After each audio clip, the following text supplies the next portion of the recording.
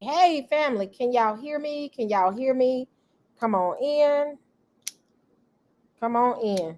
Um, so we got a debate plan. Let me go ahead and drop this link in here. All right, let me invite some people. Hello, hello. I'm getting ready to drop the link now. All right, and let me pin it, and so we won't lose it. So y'all, after the conversation on yesterday with PrecepTikans teaching about Revelation 18, Babylon being America, Matt Sosoreal, we all know who Sosoreal is, wanted to challenge them to a debate. He's not in agreement with it, which is fine. So, if anybody knows Matt Sosoreal is considered to be, I want to say, an urban apologist, which he is friendly within the community. So, everybody be nice. He's in total disagreement with the whole concept, I think. So, we had a phone call this morning and it led to a debate. So, let me pin this link first while I explain it. Hold on. Everybody, hang tight. I had to move fast on this. So, let me pin this link so everybody can get in.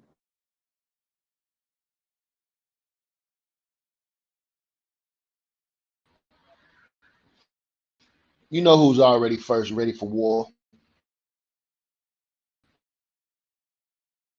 Yes, we already know. Y'all ready. Y'all ready. Let me go ahead and pin this link because y'all finna move fast. What I might have to do is switch over to my phone and let y'all continually debate because I got to drive somewhere, but I'm coming right back home. Uh, Pin the link. All right. The link is pinned. So we will wait for our people to come. And once they get started and we get rolling, I am actually gonna let y'all carry on. And I'm like I said, hopefully I could be right back to cut the live off. Worst case scenario is I have to come through on my phone. But let's get it started. Let's get it started. Y'all ready for war? Wiggins, I blame you for this. Right. Mr. Wiggins is the problem. Yes, he started all this morning. You know, I'm gonna be honest. Matt woke up at 8 o'clock this morning calling me talking about I want to debate. What you up, sister? I'm ready. I'm like, it's 8 o'clock, dude. I'm asleep. But we're here. But I blame Wiggins for this. This is Wiggins' fault. Well, I just woke up and seen all the text messages on my phone, and I decided to respond and see what's going on. I think this is a good topic. I pray that we have a good discussion like we did, like we've been having on Mystery Babylon or Where is Babylon. I think that these topics are very challenging. I think that they're prophetic, and I think it's interesting. I think it's very much so relevant for the body of Christ, for those of us who believe in Yeshua, Jesus Christ. And I know some have the view, that Mystery Babylon, is irrelevant to those of us who are in Christ. They believe that, Mystery Babylon don't have anything to do with us at this particular time, but I'm not one who hold that view at all. So I do agree that this conversation is a good idea. It's a good conversation. I know that Slick, he's a firecracker when it comes down trying to prove his point. Not Slick, Matt Sosoreal. He's a firecracker when it comes down to him trying to prove his point. And I know Jeremiah, I know he's ready. So I'm just curious to see how this thing's going to go down. And may the best man win.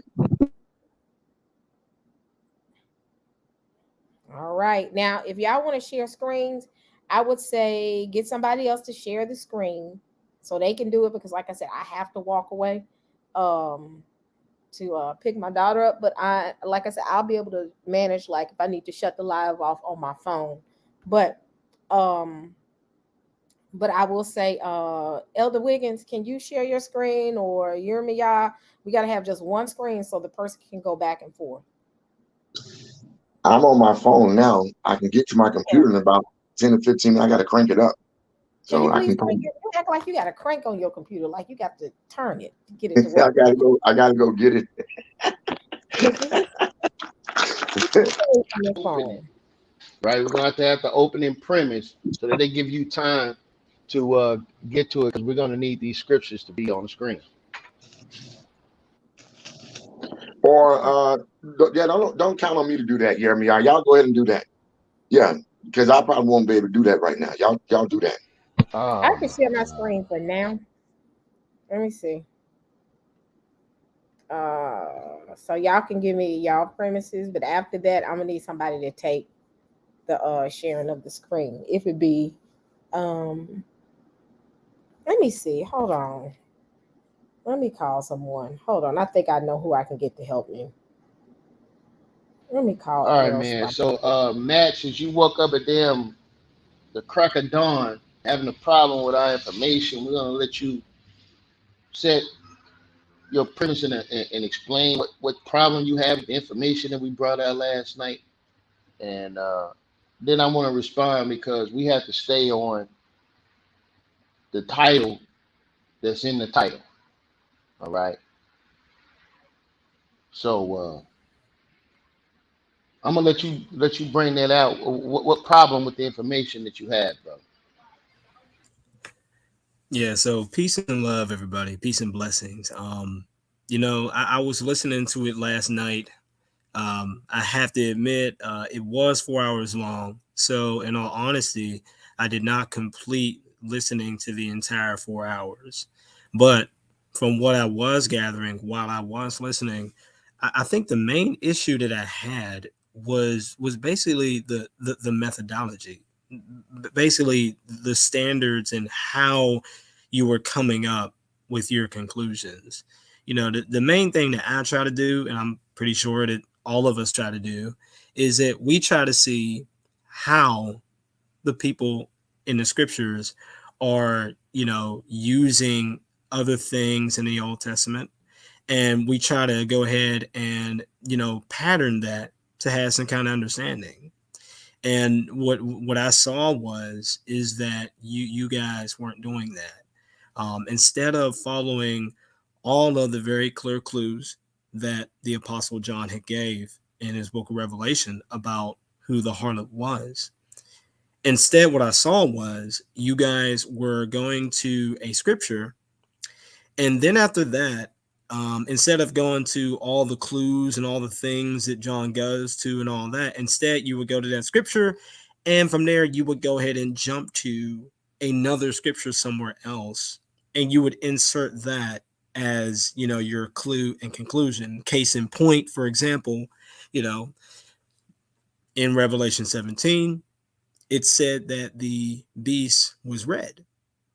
And instead of, looking at other characteristics about how the beast is described, the clues that we do have, instead you ran on that and took Genesis 25 and read how Edom or Esau had came out as red and hairy, and you associated that with the beast. Now, of course, I already know why you did that, but the issue is that if John actually shows other inevitable clues about this beast, for example, having 10 heads, 10 horns, things like that, and we know that horns represent kings, as you guys have done with other beasts and Maccabees and things like that, then that rules out Edom or Esau. But I already know that you guys say that Rome is Edom. And I already know why, and the issue with that is that the Jews had always ended up like archetypically, and this is mainly the post scripture rabbinic Jews, they always ended up labeling, any of their enemies as certain enemies like that in Edom. But the problem is that John doesn't do that with the beast. He labels them with other things and clues. And that's the issue that I have.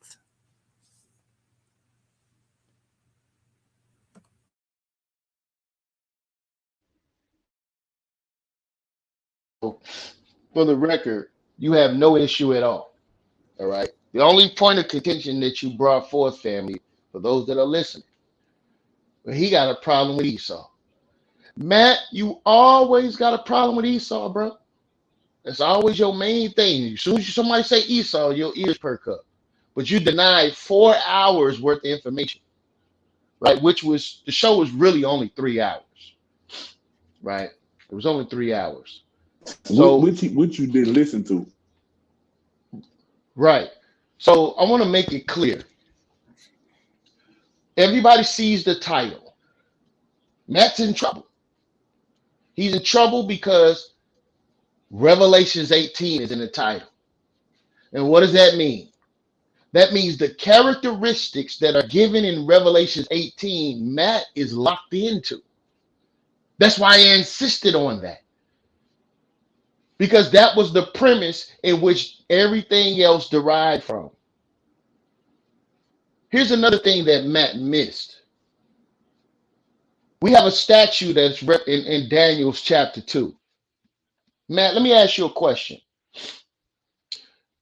What's the head of the statue? Babylon. What? Okay. What's the arms of the statue, Matt? Persia. Is Persia also Babylon? No, they historically Mm. All right, thank you. Thank you. That's all I need from you right there. I want to make this clear to everybody. If you go back and you watch the video last night, this is how we started. And this is what he missed. And this is why he's about to get destroyed. Right? This is what he missed. We made it clear. We went down the list of the statue. The head being Babylon, the arms being Medo-Persia, right? The torso being Greece, and the legs being Rome. What we're saying, the PrecepTikans, what we're saying is the entire statue is Babylon. Babylon holds to particular characteristics. Number one, world ruling power. We explained this clearly last night, but he didn't listen to none of it. And this is why he's about to get destroyed. We made it clear that Babylon was a golden cup that was given to multiple kingdoms. So it went from Babylon and it went to Persia, Persian and Medes, and it went to Greece and it went to Rome. We're saying all of them are Babylonian or is the mystery Babylon. It's a structure in which a ruling nation sets rules based upon its superiority on the planet. It has to be a world ruling structure. Not only that, it has to be an economic ruling structure. It has to be a military ruling structure. And it has to have the greatest influence on earth. If you don't have these characteristics, you cannot be classified as a Babylon. I want to make that clear. So we're saying that all of these different nations fit this category. Anything you want to add, is?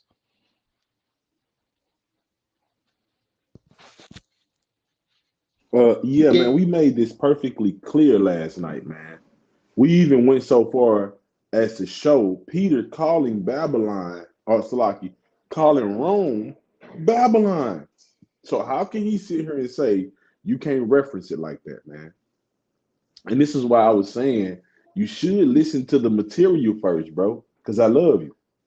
And you should have heard me, bro. But now we heard.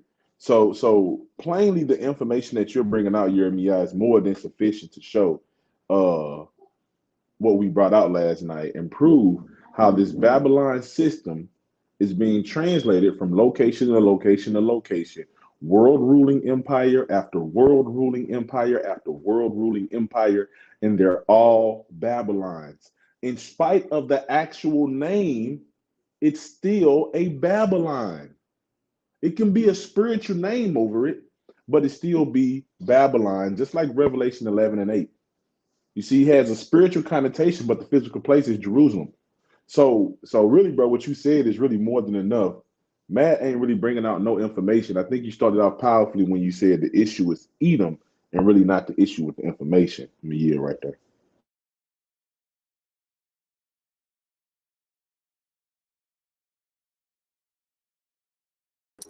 Hey y'all, I'm on my phone, so I added you back. All right. All right. So now as we start to go into the information and we look at the transition from identifying the woman that rides the beast, that covers the beast, right? And as it transitioned into what nation or what group of nations will destroy the whore, will it be a group of nations or will it be Christ himself, Matt?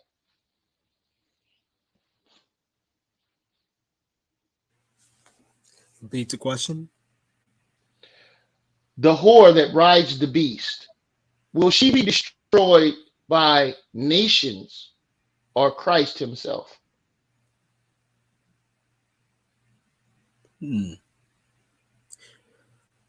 Well, it seems like according to Christ's words in Matthew 23 and 24, and also many places that you see in the book of Revelation, you know, the main destroyer of, that Babylon is actually like a group of nations, which is, the Roman Empire.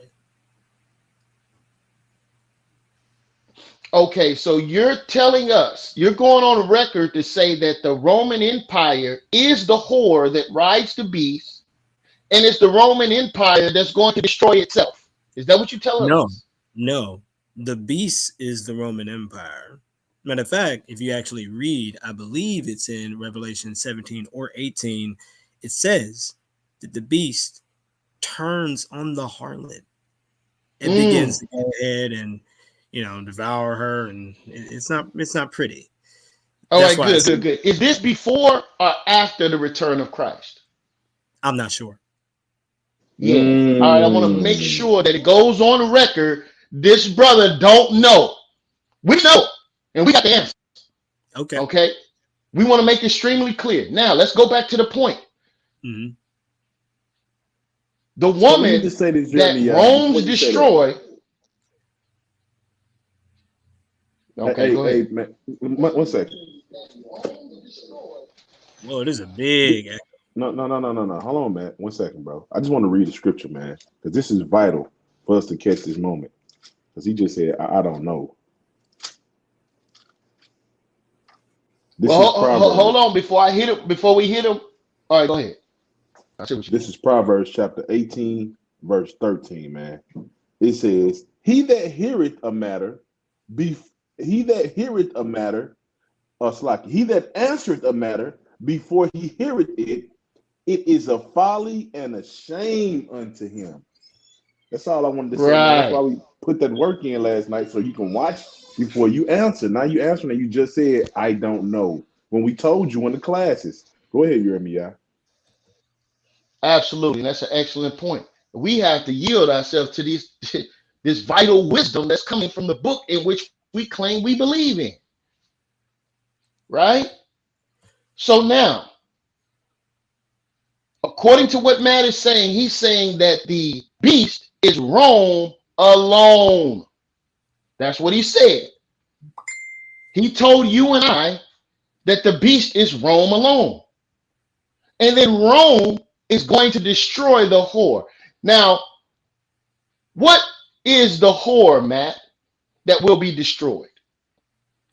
The whore is Jerusalem. Okay, will that be before or after Christ's return? I don't know. I would assume before. Okay, so now we're going to go on record. Make sure you're notating this, family. He says, first, he don't know. I think before. Right, Matt? Right. Correct. Okay. All right.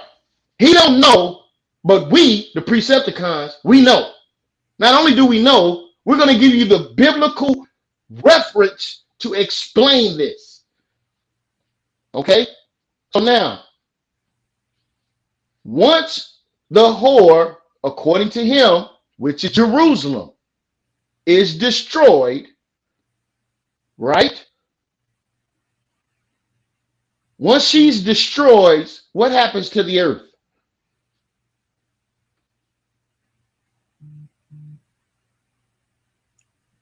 What you asking me? I'm not sure what happens to the earth after after she's destroyed. Okay, so is the earth over? Is it no more earth? Does No, Christ no, no. It's return? still no. The earth is still here. Okay. Yeah. All right. So here that's another point. The brother don't know. If you don't know how you got the testicular fortitude to get on live camera with us and tell us we're wrong, but you yourself don't know. Because what you're actually emphasizing on does Hmm. not disprove any of my position. The second thing I did want to say is about your Proverbs part. You know, it said he that answers a matter before he fully knows about it, that's Hmm. folly. Well, the answer that I gave was actually a bit humbling. It wasn't yes or no. It was I don't know. The No, whole we point of respect you and honor the you for whole that, bro. Right. And We so honor the you. whole point of and so the whole point of the proverb is making an emphasis on, hey, you're gonna put your forward and say, hey, you know something, and you Hmm. don't. Now, me, I did not do that. I said I don't know. Therefore, that Yes. proverb can be applied to me. I wish we would just stick with the information and just stop No, with we're No, going to no, stick with the Matt. information. Let me just say okay, this all real, right. real fast. It's You like a say, commercial break every time that uh-huh, uh-huh. happens. All right, yeah, yeah. Like Yeah. I said, he didn't answer the matter before he heard it. It's a Okay, folly so in the they're step. just gonna Hold on, totally Matt, ignore stop, me. Matt. Okay. I let you finish. I Yeah, let you but finish. we shouldn't be Matt, doing I that. let you finish, bro. I We don't know, got to but we go back shouldn't and be forth. doing We're stuff like live. that. I Matt, know we're we are. live. Stop. That you're So proving my point. let me read something else, man, because we like the Bible and not the Wizard of Oz. So Yeah, It I will says say and so this. this do way. I. One second. Let me set the rule. Let me set the premise. Let everybody get their thought out before we chime in and start interrupting. Let's do this. Matt, do you have any point you need to put out before we allow Is to step in? Yeah, if you mean my point, like my opening statement, my pre-mass, like why I'm here and all that. Okay. Yes. Okay, great.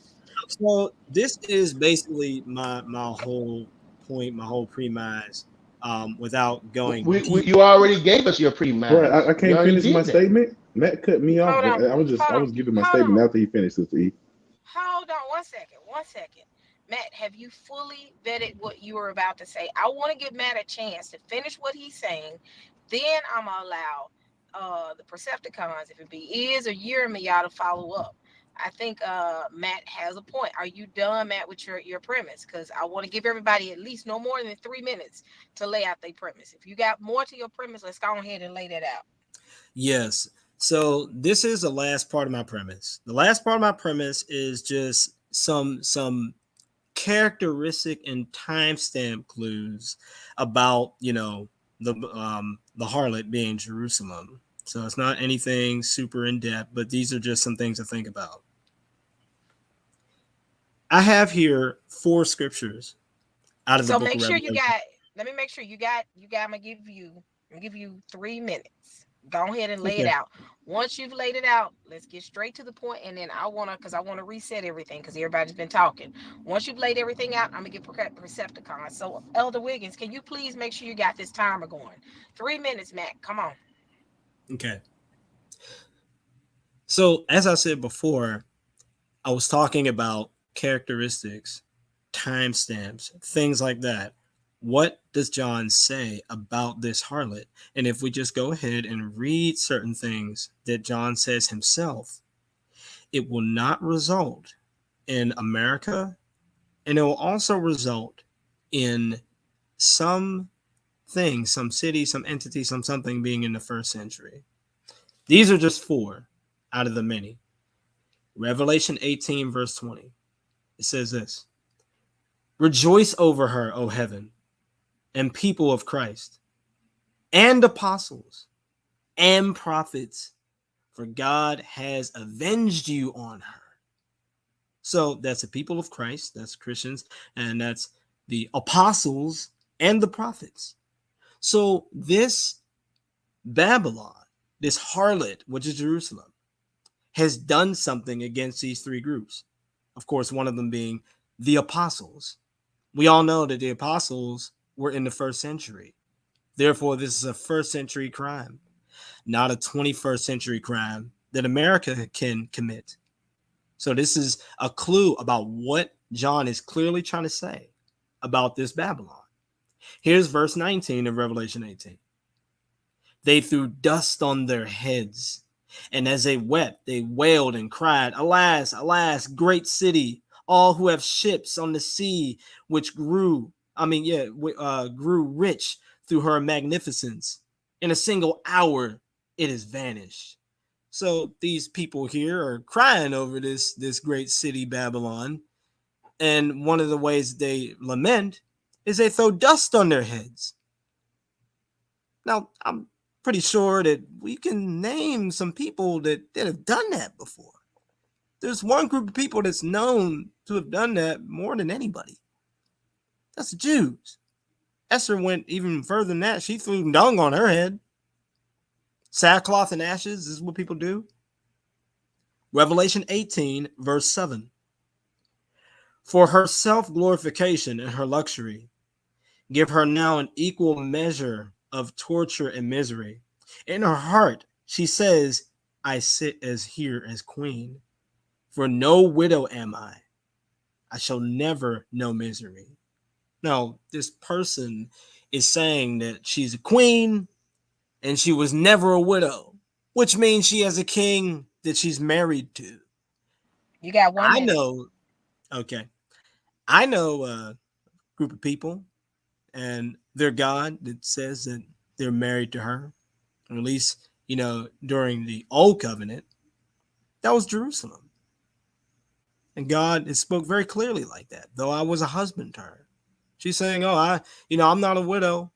And yet this is a time where Christ came, married the church. And yet that's a contrast between the Holy Virgin, the Holy One of Jerusalem, and yet you have the harlot here. There's a difference between the two. There's something else to think about. Last one.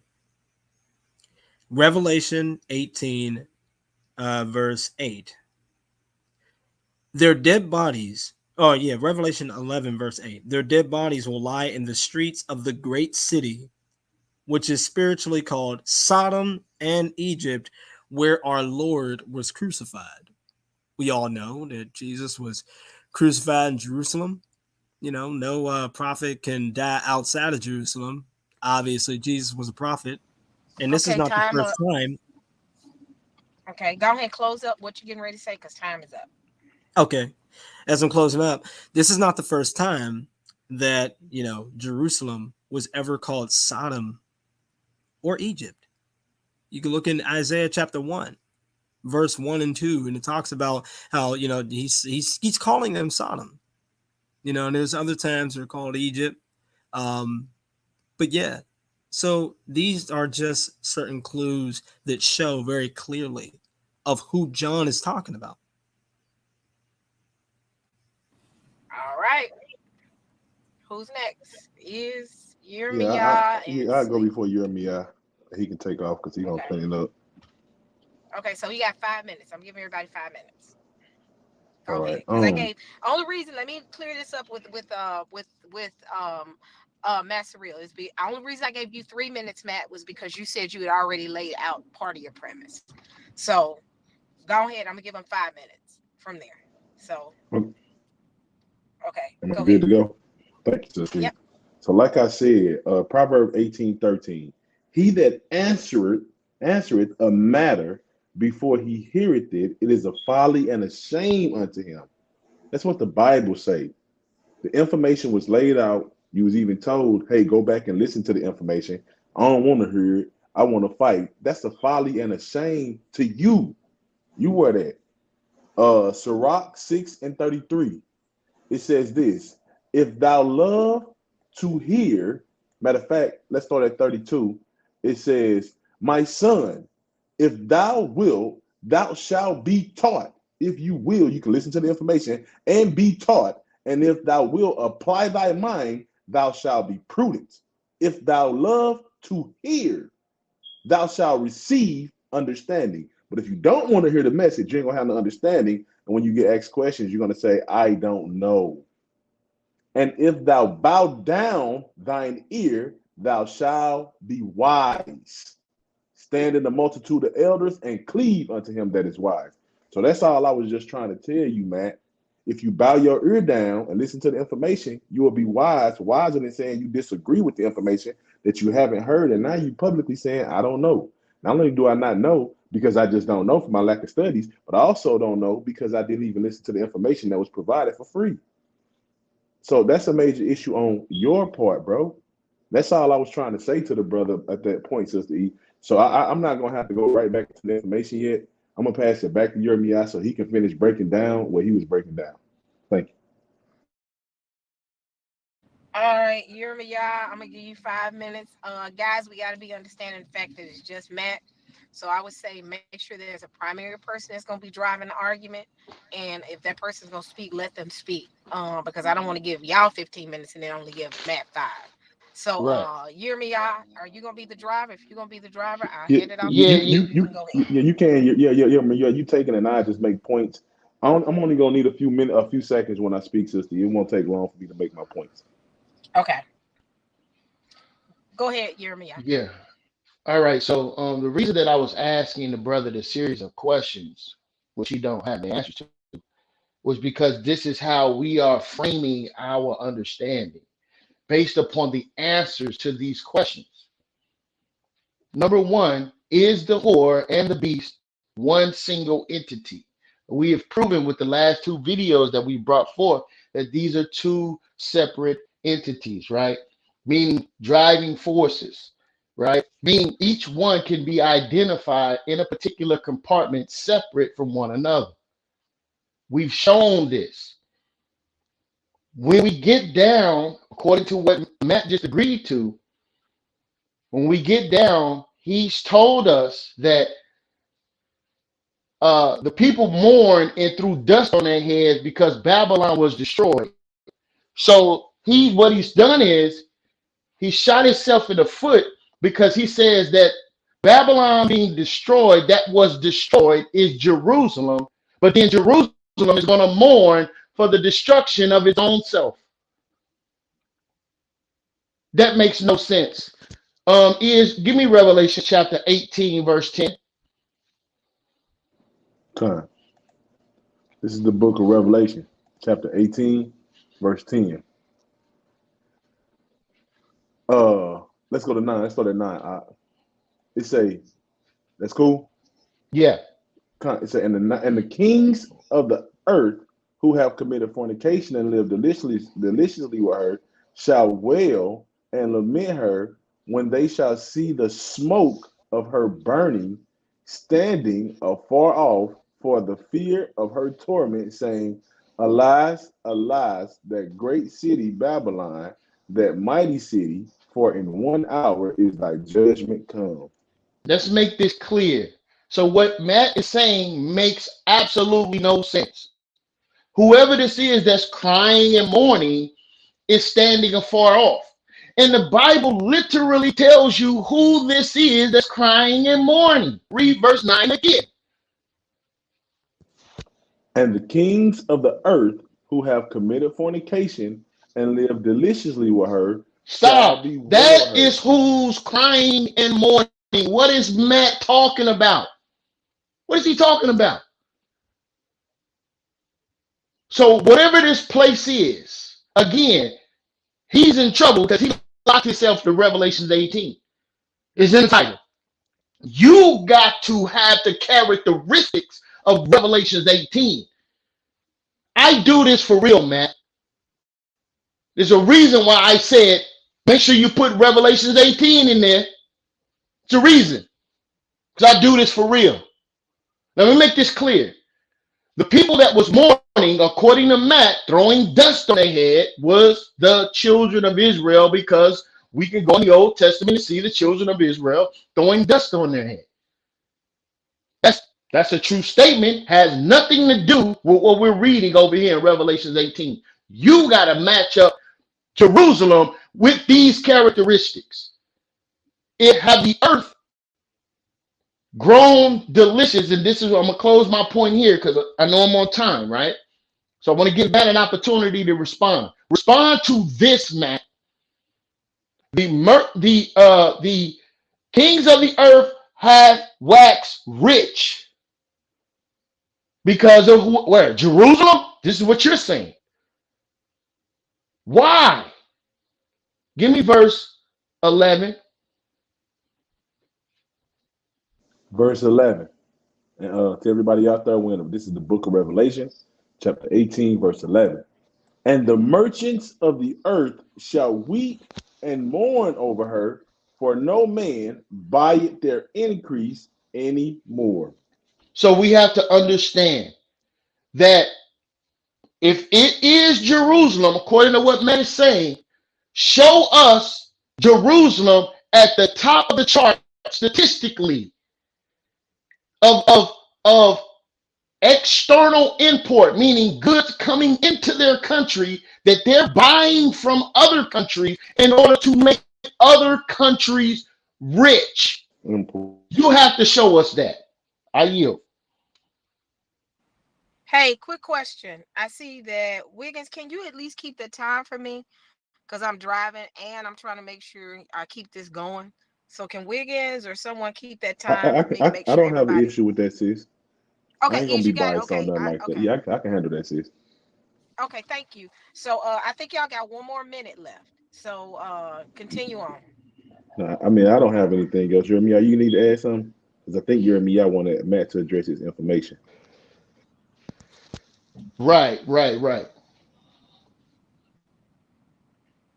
Go ahead, Matt. You got 5 minutes. Okay. So I'm going to go ahead and address this information because you're making a distinction between the kings and the earth mourning for this city as if they are not part of that city or not that city. Based on the evidence, that's the contrary. Well, allow me to go ahead and explain. I'm going to go ahead and do this through history. Then I'm going to go ahead and do this through scripture. All right. The following comes from Joachim Jeremias, Jerusalem in the Time of Jesus, an investigation into economic and social conditions during the New Testament period. You can download this PDF book for free. This is what it says, quote, Judas, son of Menahem, was one of the chief leaders in the rebellion against Rome in AD 66. For these movements, the journeys to Jerusalem at feast times were the accepted means of contact with the holy city. The economic circumstances of the city attracted visitors from elsewhere insofar as they brought to Jerusalem merchants from all over the world, especially from Judea and the rest of Palestine. As a further stimulant, there was the political importance of the holy city. Jerusalem was a hub of Jewish politics. The city attracted visitors as much because of its status as the ancient capital city as because it was a seat of the highest authority and the objective of all festal pilgrimages. For AD 70 is particularly important. Quote, check this out. This is a quote from someone during that time. Quote, my father Abuya was one of the notable men of Jerusalem. At my circumcision, he invited all the nobles of Jerusalem. The invitation shows that the father, a patrician of Jerusalem, was a very well-to-do man, and the word all indicating all the notables of Jerusalem could gather in one room shows that the heads of leading Jerusalem families formed a small close circle. It was their members of this group who are depicted in the well-known story of the three Jerusalem merchants. At the outbreak of the rebellion against Rome, they are said to have pledged themselves to provide food and wood for Jerusalem for 21 years. It's a lot of wealth through a lot of merchants. They are sometimes called, quote, the three men of great wealth, or, quote, sometimes the great ones of Israel, or, quote, the greatest of the town. Now, that comes from, once again, Jerusalem in the times of Jesus. So you could see that there were merchants and people that came from all over the world, and the people who were the heads, higher class of Jerusalem, benefited from them so much that they could go ahead and supply Jerusalem with stock and goods and wealth and all that for 21 years if they were ever sieged. Now, about scripture. This is what Revelation 18, verses 3, 9, 11, 23, and 24 sound like together. For all nations have drunk the wine of the passion of her sexual immorality, and the kings of the earth have committed immorality with her. Once again, that kings of the earth is actually Jerusalem herself. I'll prove that in a second. And the merchants of the earth, interchangeable with the kings, have grown rich from the power of her luxurious living. All the kings of the earth who committed sexual immorality and lived in luxury with her will weep and wail over her, for they see the smoke of her burning. And the merchants of the earth weep and mourn for her, since no one buys their cargo anymore. Cargo of gold, silver, jewels, pearls, fine linen, purple cloth, notice it's purple, silk, scarlet cloth, notice it's red, all kinds of scented wood, all kinds of articles of ivory, all kinds of articles of costly wood, bronze, iron, and marble, cinnamon, spice, incense, myrrh, frankincense, wine, oil, much stuff that you use for temple stuff, fine flour, wheat, cattle, and sheep, horses and chariots, slaves, that is, human souls, and the light of the lamp will shine in you no more. And the voice of the bridegroom, notice the distinction there, and bride will be heard in you no more, for your merchants were the great ones of the earth. Wow. Your merchants were the great ones of the earth. And all the nations were deceived by your sorcery. And in her was found the blood of the blood of the prophets and of saints and of all who have been slain on the earth. So notice in verse 3, we see Babylon the Great, right? Revelation 18:2 receives the same indictment as the great prostitute and the great city in Revelation 17. Indeed, these are one and the same, i.e., three different terms are used to describe the same entity. So notice that the reference to the That's kings time, of the Matt. That's earth. time. Okay, can I finish my last sentence? Yeah, you had extra too. Go ahead. Okay, this is the last sentence. Notice that the reference to the kings of the earth in Revelation 17 is distinct from the reference to the kings of the whole world in Revelation 16:14, where that reference was the providential kings of the entire Roman Empire. So there really Con- is a distinction there. So the con- merchants of the earth are the people of Jerusalem that were mourning over themselves. All right. Jeremiah, you want to respond? Yeah. All right. So something just dawned on me. I didn't realize this is that Matt is Time teaching a starting now. preterist view. Can you hear me? Mm, I hear you. Yeah, Matt is teaching preterism, right? For those that don't know what preterism is, preterists teach that the prophecies in the Bible have been fulfilled in the first century, right? So what he has done ultimately is to disregard 2,000 years of history. The Bible ain't dealing with none of that. But yet, here it is, Revelation chapter 17, verse 14. Read. What we have to determine now, since I understand that we're dealing with a preteristic view of Revelations, now you in trouble because something happens upon this Babylon in Revelation chapter 17. Are you there? Is Yeah, man, it's crazy because let me ask you something, Matt. Have Christ returned yet?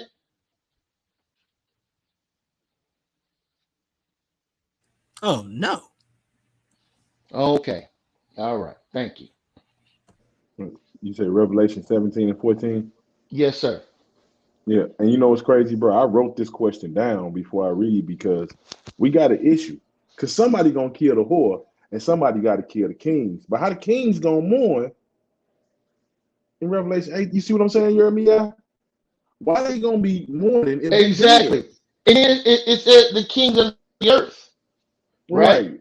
If Not the Christ coming back kings to of kill the kings. Jerusalem. Not the Right. kings If of Jerusalem. Because what he mhm. said he was going to prove to us that this is reference to the kings of Jerusalem.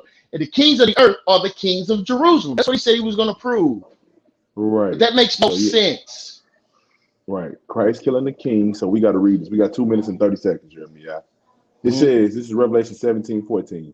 These shall make war with the Lamb, and the Lamb shall overcome them, for he is faithful. He is Lord of lords and King of kings, and they that are with him are called, chosen, and faithful. Right. So Continue. now I want you to go to Isaiah 47, read 1 through 3. Something has to happen to this whore. Something has to happen to this whore, hmm We got to go. right? She has to be uncovered. She has to be exposed. And this brother is telling you and I that exposure happened in 70 AD. Why am I saying 70 AD? Because that's when Rome, which he's claiming is the beast, destroyed Jerusalem. That's why he has this understanding, which is wrong. Isaiah 47 and 1. This is the book Isaiah chapter 47, verse 1, a minute 28 left. Come, sit down in the dust, O virgin daughter of Babylon. Sit on the ground. There is no throne, O daughter of the Chaldeans, for thou shalt no more be called tender and delicate. Take the millstones, grind the mill, uncover the locks, make bare the leg, uncover the thigh, pass over the rivers. Thy nakedness shall be uncovered. Yeah, thy shame shall be seen. I will take vengeance, and I will not meet thee as a man. Hold up. He will not meet thee as a man. So this place has to be destroyed and it has to be uncovered. The mystery has to be revealed. When we go into Revelation 18, and this will be my last point, there are characteristics, right? Let me ask you one quick question, Matt. Did the children of Israel, were they ever enslaved in Jerusalem?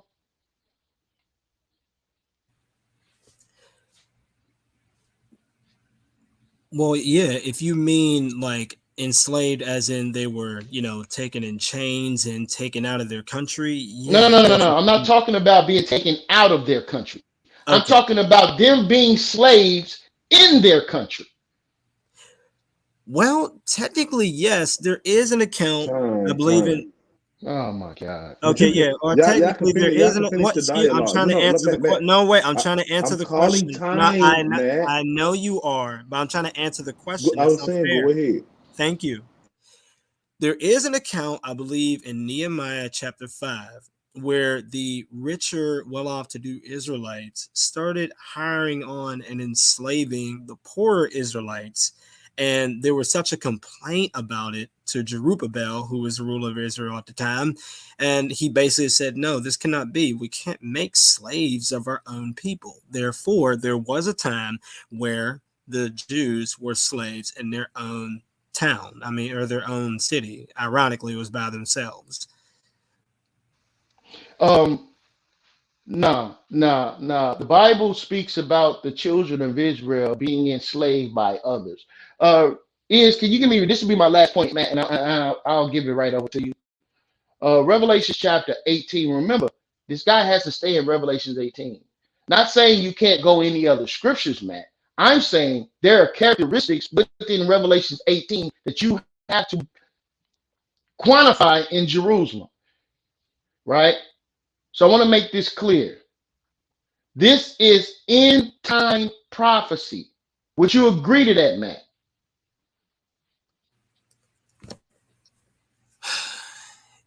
Overall, yes. All right. So if it's end time prophecy, Matt, are we living in the end times today? We're not living in the end times that the apostles spoke about. I didn't ask you nothing about no apostles. I asked you, are we living in the end times today? I would. That's so distracting. I would say no, but we are awaiting the return Wow. of Christ. Wait a minute. Doesn't Christ return at the end, Matt? If you want to say end, as in like, that's not related to what the apostles were talking about, then I would say yes. Wait a minute. Did the apostles predict or prophesy the return of Christ? Yes or no? And that return would happen at the end. When it comes to the last days, they prophesied or spoke about his coming, not When? his return. His coming when? Well, according to Jesus, it was in their generation. Bro, listen to me carefully. I am. When is Christ returning? Is Christ returning in the last days? Yes or no, Matt? Christ is returning, but not in the last days that the apostles are talking about. What? Let me go to explain. When you look at the term last day, Oh, I no, pray everybody. I pray everybody is witnessing what's going on right now. okay, and there needs to be some clarity. Allow me to make some clarity, if you I'm gonna will. start Okay, your yeah, time no now, sweat, Matt. man. Go ahead, man. Thank you. You Okay, gotta clear thank this you. up, because goddamn, man, this It's is okay. Thank you. ridiculous, man. I understand. When you look at Jesus, everything he says about the last days, when you look at the apostles and everything they say about the last days, they all apply it to Christ's coming, not his return. So the last days that the apostles were talking about were in their times based on what Jesus was talking about, because he was the one that first touted out that said that all this stuff will happen in their generation. So that's what they're talking about. They're talking about the Christ coming. And Now it is I'm not true. talking about the Christ coming. I know, but you ended Okay. up talking about. I just want to show there's a distinction between the Yeah, well, last but day. listen, please address what I'm addressing. I am Don't addressing what you're divert. addressing. No, All I right. am Don't straw addressing what man you're. me, bro. I am addressing what you're addressing. I'm not straw manning you. So I'm going to say this again. When Jesus and them spoke about the last days, when the apostles spoke about the last days, they were speaking about it in their times. I can pull up scripture reference right now. When Jesus spoke about the last days, he said, you know what? It's all going to be in your generation. And that all applied to what Jesus called his coming. And so that means, since we know that 40 years is one generation, and Jesus started his ministry around the 30s or 30 AD, well, that puts us right in 70 AD, where we have actual accounts from Josephus, Tacitus, Hegesippus, Eusebius, and some other guy from the 11th century, all saying that yes, during that time, they actually saw chariots in the sky, and they actually saw a big man who had hovered over the city of Jerusalem, coming with all types of angels and stuff. And during that time, that's when Jerusalem got rocked. So when Jesus came, it was his coming judgment. That's what people don't understand. Now, are we still waiting for Christ to return? Yes. But is it the last days? No, it doesn't speak about that. It just says that one day he's going to return. That's the distinction. All right. So that's ridiculous. Is Hey, Well, that has to Matt, be Matt, proven. Matt, Matt, Matt, Matt has 2 minutes and Now, 50. are we still waiting for Hold, Christ to return? Yes. you got 2 But minutes and yes, 50 the seconds left, last. Matt. okay. Oh, it doesn't speak about that. It just says that one day he's going to return. Okay, so who got something in the background playing? Cut it out. Yeah, somebody got something in the background. That's the Okay, distinction. continue on. So Matt, you got 2.5 minutes. Go ahead and finish your point. Let's let him get his thought through. Okay. And when he So finished, this can I is what can I'm I going to ask do. him a question? So this is what I'm going to do. 1 second, Oh sir. my God. Oh, Okay, sorry. I'm starting your time, Matt. Okay. All right. So this is what I'm going to do. I don't know about them. I will hope they would join me. I'm going to go point for point through Revelation 18. And I'd like for them to respond. No, they did say they made a fuss about, well, the kings of the earth are distinct from them and this and that. How could they mourn over themselves? Well, yeah, I'm sure they did mourn when they were carried into chains in ships in 70 AD and they mourned over their city. So that's definitely a clear, possible, understandable possibility there. Why wouldn't they mourn? I'm going to go Mm-mm. to start at verse 1 and I'll kick it off in verse 2. After these things, I saw another angel descending from heaven who had great authority, and the earth. Oh, and that's another thing. Every time you look up the word earth, all except for twice, Now you want to go point for use point. You got a few more minutes, man. I say go ahead and try and push your point One through. yes, minute ma'am. 30. Thank you. Yes, ma'am. Thank you, sir. Every time you look at the word earth, all except for twice, he uses the word geo. That literally means arable land, region. That's what it's talking about. That's why it's often translated as land, especially in the Young's Literal translation, which keeps it real honest. That's how you know they're talking about the land of Israel or, some other land, maybe in Rome or whatever. But mainly it's talking about Jerusalem. Was illuminated by his splendor. And he cried out with a powerful voice, saying, Fallen, fallen is Babylon the Great, and it has become a dwelling place of demons, and a haunt for every unclean spirit, and a haunt of every unclean bird, and a haunt for every unclean, detested animal. First thing I wanted to notice is that it's often using the word unclean here a whole lot. And I do know a group of people that were concerned about those types of things. Also, it is well known that, when it comes to Jerusalem, they were overrun by demons. Christ's ministry actually proves that. If you look at Matthew 12, verses 38 through 45, just read it yourself. And it's actually being reduced to ground level, again, as Christ predicted in Matthew 24, verse 2. So it did become a haunt of desert creatures considered unclean for the Jews' religion and things because of all the demonic activity. Heck, you had pigs in Galilee. So these are all actual clues that can't be ignored. What does this have to do with America? John knows exactly who he's talking about.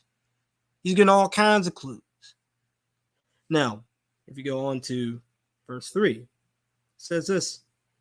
For all the nations have drunk from the wine of the passion of her sexual immorality. And the kings of the earth, we already spoke about that, have committed sexual immorality with her. And the merchants of the earth have become rich from the power of her sensuality. Now, it's funny because when you look at this, Jerusalem was charged with committing fornication with the kings of the earth in the Old Testament. You have Ezekiel 16, right? Ezekiel 23. You got all those chapters that speak about that. The prophet used the imagery to explain God's reason for bringing judgment upon Jerusalem by the hands of the Babylonians in 586 BC. Isn't that interesting? Such an irony there. So she, Jerusalem, takes on the name of her old conqueror. It would seem appropriate that the New Testament apostles and prophets would employ the same language in describing a near identical event, the destruction of Jerusalem by the Romans. Because that's the same way that, Jerusalem got destroyed by the Romans was the same way that Babylon got destroyed by the Persians. And if you don't believe me, Time. Okay. All right, so this is ridiculous, right? So I'll make this clear. All right, so there's the first premise is that what we established was that Babylon has to be a world ruling power. Matt, has Jerusalem ever been a world ruling power after the Babylonian invasion? Not only has it not been a world ruling power, but the scriptures don't say that. Again, The you scripture, the realize the scriptures word don't. earth does not mean Hold, cosmos. He uses a hold, word hold. G. That's land. You can't say land is the entire planet. Therefore, your Uh, premise is wrong. hey, give me the list of nations in Daniel's chapter 2 is real quick, dealing with the statue.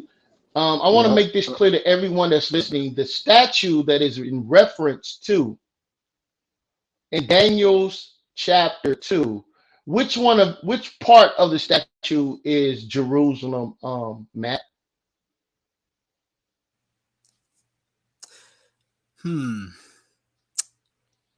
Now that's a chapter I still got to study out, but my best guess would be it's either one or two things: the clay or the little horn.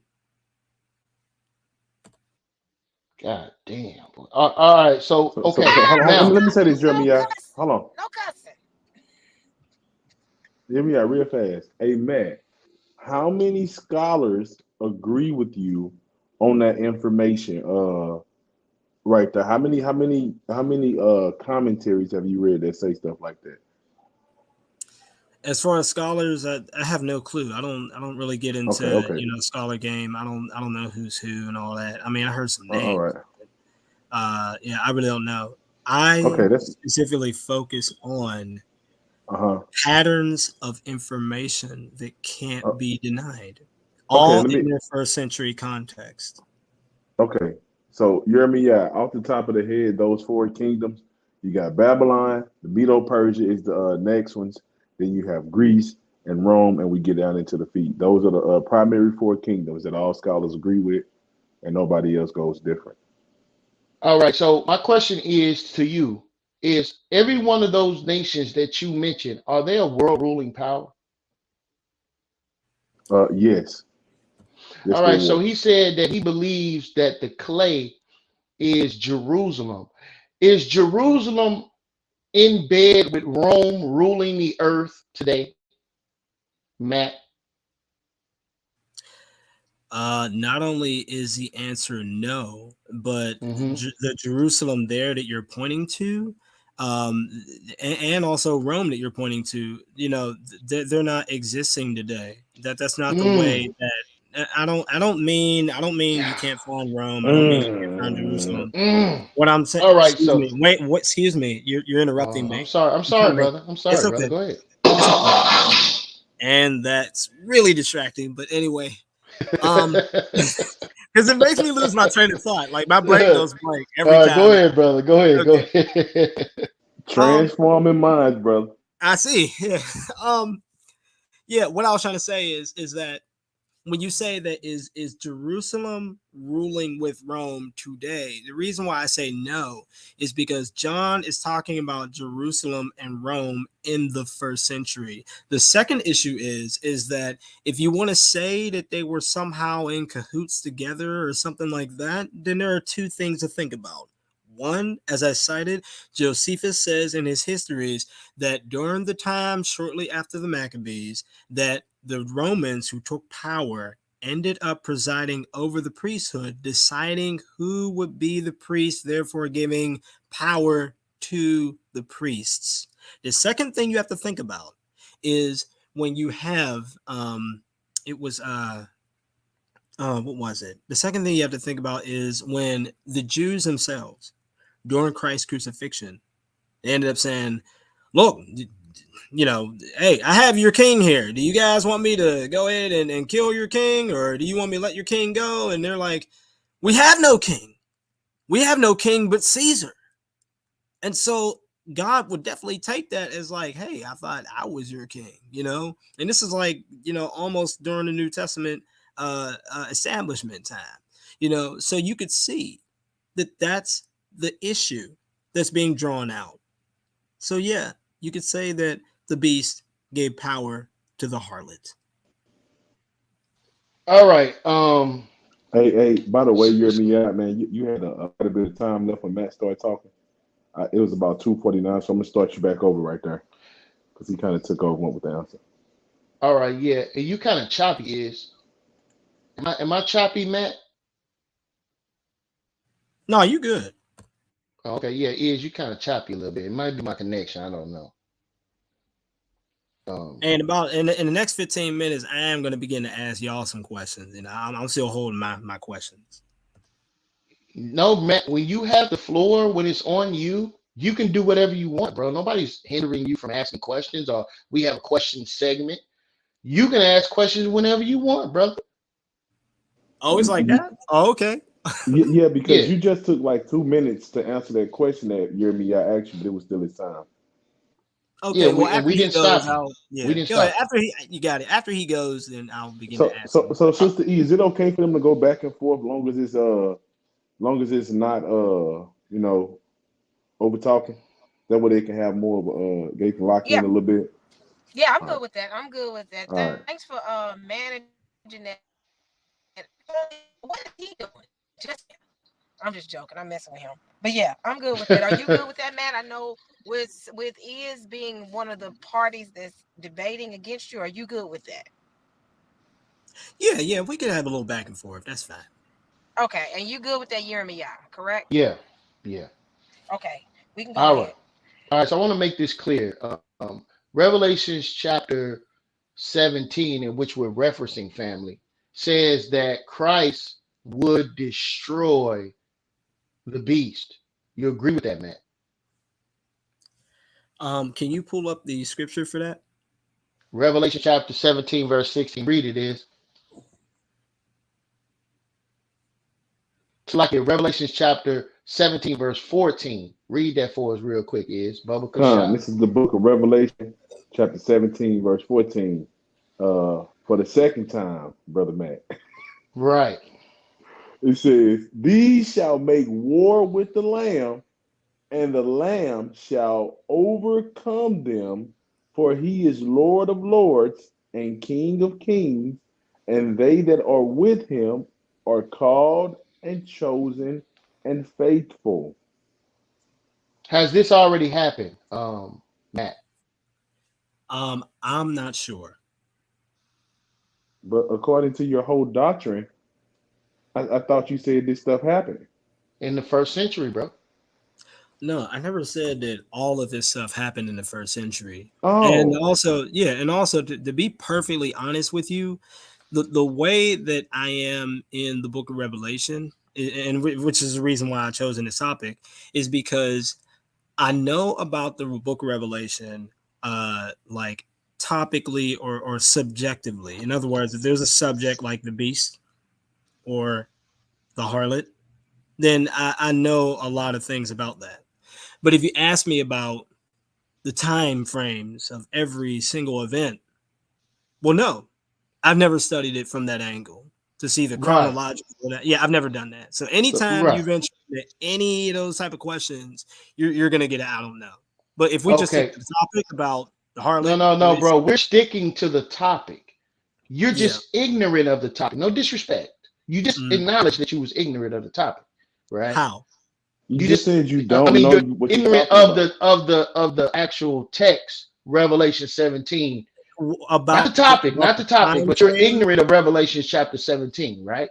all because of one verse. No, no, Because of a no. lot of You verses. just said it, man. I didn't. I'm not accusing you of anything. You just said that you're not familiar with with. If I ask you a question, your answer is gonna be you don't know because you ain't studied it. That's what you About just what? said. No, no, no. About what? About the time. Revelation chapter 17. No, no, no. I said about the time frames. If that All includes right, Revelation all right, 17:14, then all that's right. about the Cool, time, cool, cool, cool. not All the right. So I want chapter, everybody not to the. under. Okay, Okay, so man. I just wanted you to get me straight and stop, generalizing me here. If I said something specific, I want you to be specific. I would treat you that way, right? I wouldn't try to Uh, broad brush you, So uh, right? hey, hey, so I hey, let real me stop fast. for a Okay, second. Susie. One second. Okay. Let's make sure that Matt gets a chance to get his question as well. So y'all continue on, but let's give him a chance as well. Right. It's still it was your miracle. I just wanted to say Okay, this. great. When Good. it comes to prophecy, whenever you're speaking on prophecy, nobody cares because we know a verse out of a book of prophecy. You know what I'm saying? This is a whole book of prophecy. The thing about prophecy is putting it in the proper timelines. And if you can't put prophecy in the proper timeline in the correct chronological order, then you still don't know. Because you have a small clue about something because you read it. That don't make you efficient at prophecy. You got to be able to put these things in the proper prophetic timeline. That's what makes the children of Israel correct prophets or true prophets. Go ahead, Jeremiah. Right. This is an example of Matt being indoctrinated. See, he knows doctrine, but he don't know this Bible, and that's the problem. You understand? When you study doctrines and you don't study the actual text within itself, you can easily be indoctrinated, right? Because you have no pushback concerning the idea of the text, because you ain't studied the text, you've only studied the doctrine. And that's a problem. So Revelation chapter 17 tells you and I that the Christ would destroy, right, and go to war and destroy, which he's calling Rome. Then he told you and I that that haven't happened yet. But the very next verse in chapter 16, the next two verses in chapter 16 says that the beast, or the 10 horns, would destroy the whore. Chapter But 17. we're reading 15, if we're reading, The chapter 17 for everybody who's following along. You called the verse out. Go ahead. Yes, no, 16. Let's read it. Let's read it. Revelation chapter 17, verse 16. We just read 14, which said that the 10 horns would go to war with Christ upon his return. Before that happens, Revelation 16, read that. 17, 16. Yeah, kind. That's all I'm saying. It's the book of Revelation, chapter 17, verse 16. Can y'all hear me still? I just took my Bluetooth out the charger. Can I be heard? Yeah, you're real choppy, bro. Hey, bro, if y'all need me to read something, man, I will. Verse 16. It says, "And the 10 horns which thou sawest upon the beast, these shall hate the whore, and shall make her desolate and naked, and shall eat her flesh and burn her with fire." Verse 17. "For God had put it in their hearts to fulfill his will, and to agree and give their kingdom unto the beast, until the words of God shall be fulfilled." Right. So we see that then he takes that, placed that in the first century, the destruction of the whore in the first century, and then double backs and says Christ hasn't returned yet. You see, that makes no sense. And then we just read in Revelation chapter 17, verse 14, that the Christ would destroy the beast in whom he's referencing as Rome.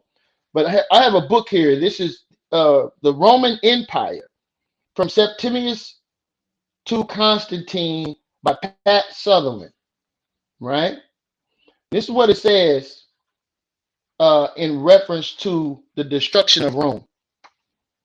Okay. Rome was not destroyed by Christ, as what he's saying.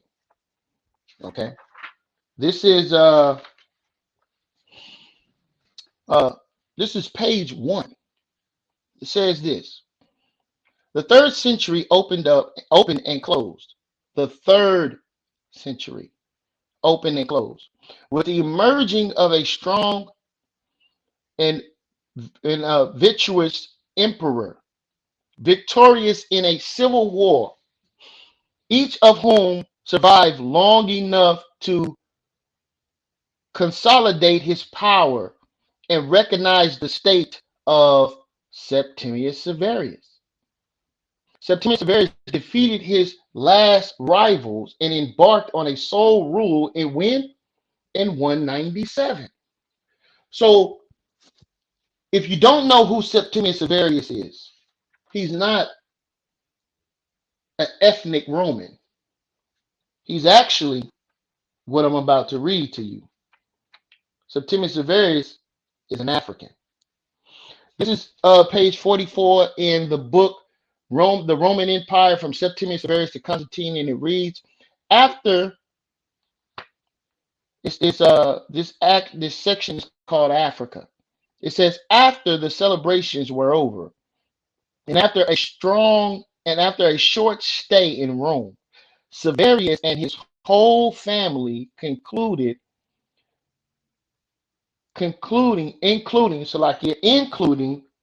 the prefix Claudius, embarked on a voyage to where? Africa, the emperor's homeland. If you know anything about Roman history, you'll know that Septimius Severus and General Niger were two generals in the Roman army, and they rose to prominence around 190, and they embarked on a civil war within as they started to amass troops. They embarked on a civil war and ultimately to clash with one another. You know anything about General Niger, you'll find out that General Niger himself also was an African. Niger or Niger means black. I want to make this clear. They went to war with one another. Septimius Severus won this war. 123 years later, you had Diocletian rise up. And another 140 years later, after that, you had the rise of Constantine. Constantine was also black. When you go into history, you'll find out, if you do any research on the Byzantine Empire, you'll find out that the original Roman aristocrats were pushed eastward and landed in a place called Khazaria, which is in the Caucasus Mountains. This is why white people call themselves Caucasian. They got pushed into this mountain by starting with Septimius Severus as they started to move the aristocrats out. 123 years later, Diocletian, ultimately culminating in Constantine building a wall called Constantine's Wall. You can look this information up. So when you're looking at what transpired with the fall of Rome, if you Google the fall of Rome, you're going to get 193 or 197. What happened to the Romans? Were they destroyed by Christ? Or were they destroyed by Septimius Severus, Diocletian, and Constantine? This was the fall of the Roman Empire. So this is after the children of Israel was destroyed in Jerusalem in 70 AD. So according to the narrative in which we're reading, according to what this brother is saying, Rome should have been destroyed by Christ and not Septimius Severus, Diocletian, and Constantine. No. That should not have happened. What should have happened is Christ should have destroyed this particular empire if we're going with Matt's narrative. But that is not what transpired. So when you go into the history and you're arguing with somebody who's coming from a preterist view, they're telling you that this particular portion happened in the first century. They're picking and choosing from the text, creating a doctrine, and then the doctrine is given to you, and you just simply receive the doctrine without going to the Revelation chapter 17 and breaking down the narrative yourself. This is why it is imperative that the information come from the people in whom the book belongs to. We don't study doctrines. We study the Bible. So now, again, the narrative is being painted that once you see that this statue is Babylon, meaning the head Babylon, the Persian and Medo Empire, the Greek Empire, the Roman Empire, culminating into the feet of the statue, which is iron and clay mixed. All of this statue has to have a particular characteristic, which is what? A world ruling power. Jerusalem, since the invasion of the Babylonians, have not ruled the world since. They have not ruled the world since the Babylonian invasion. They are not a world ruling power. Remember our information that we delivered to you all last night. We showed you the characteristics. This man told you and I, Christ is coming in the end, but not in the end in which the disciples or the apostles was talking about. Give me Joel, give me Micah 4:1, and also give me Joel chapter 2 verse 1. Well, dang. And I'm gonna relinquish right here, Matt, and I'll give it to you. You had a little bit of extra time, so I appreciate a little bit of the extra time that was given to you. All right. You said, and what was Matthew what? Because I got the Joel. Right. Give me Micah 4:1. Micah. Slide. See, this is the problem. So what they want to do now, in order for the doctrine to stand, they want to try to define what the last days are. Is the last days of school? Is it the last days of summer? Is it the last days of fall? What the hell last days are we talking about? Excuse my language, Sister E. I apologize. What days are we talking about? Huh? Is it your last days of your visit to Cancun?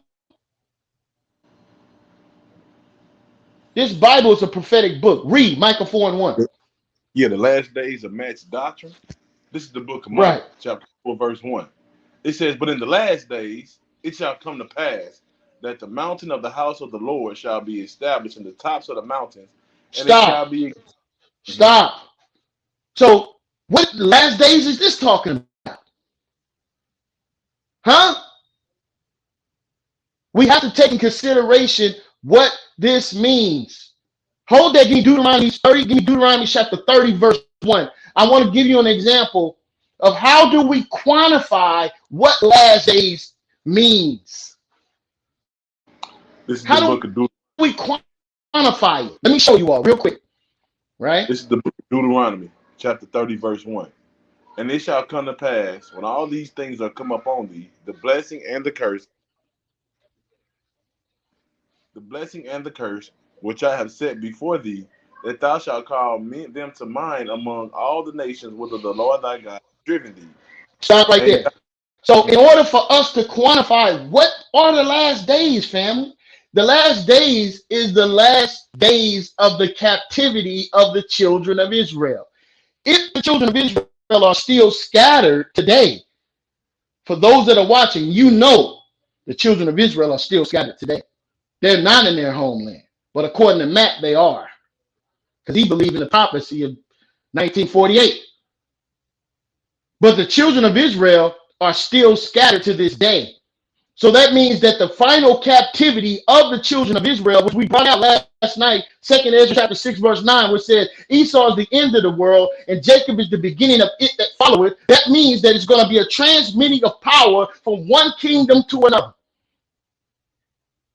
But see, when you don't teach when you remove the children of Israel out of the equation, you will fall for these types of doctrines.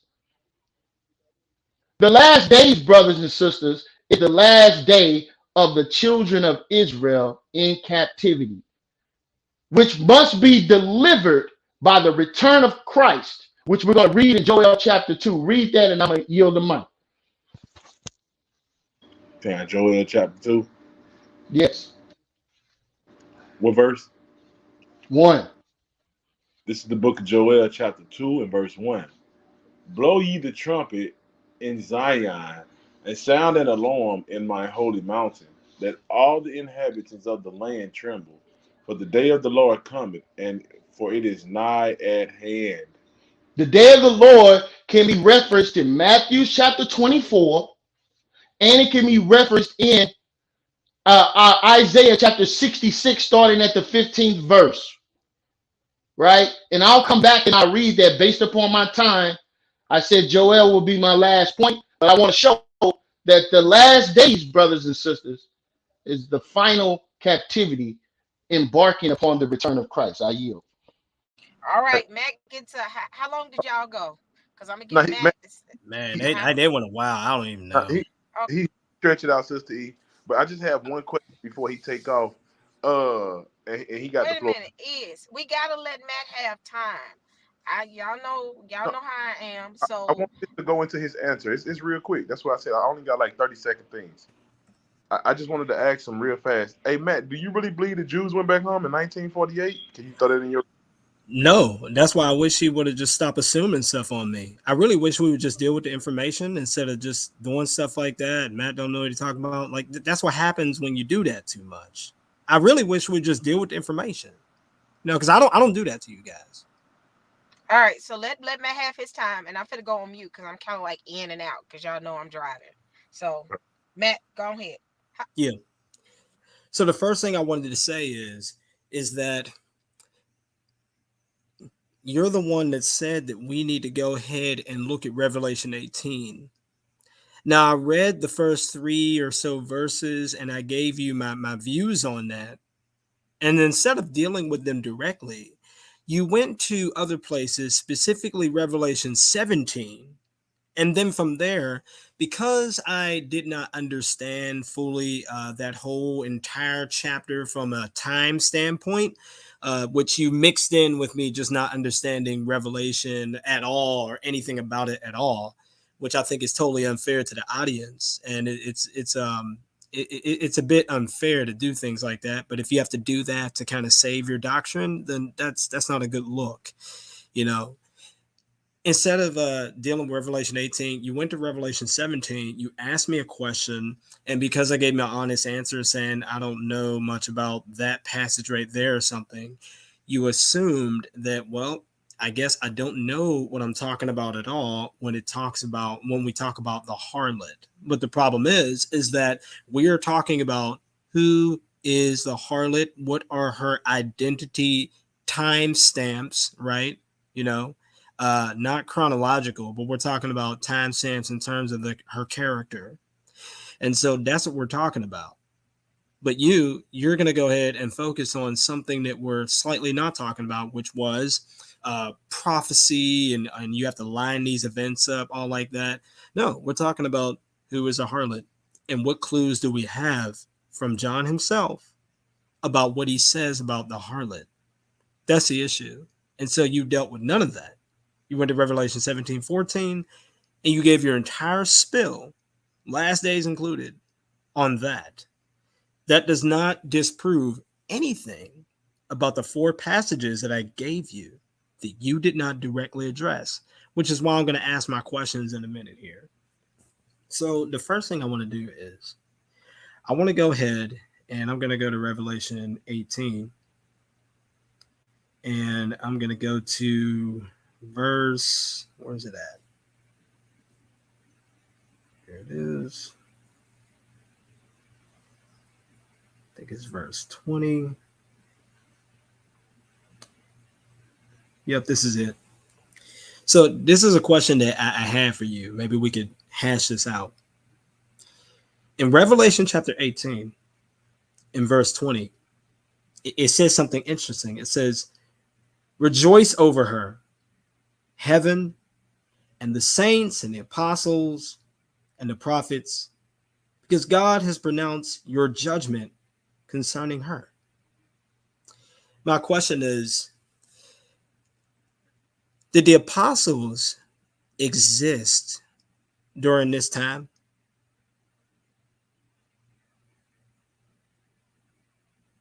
Yes or no?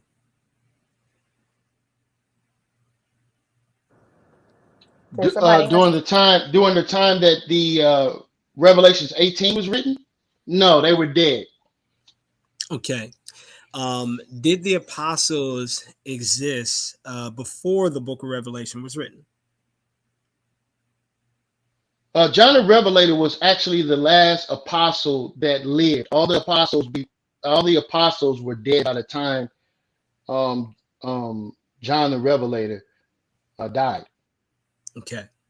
So basically during that time, the apostles had basically recently just died, and the only apostle that was left was John.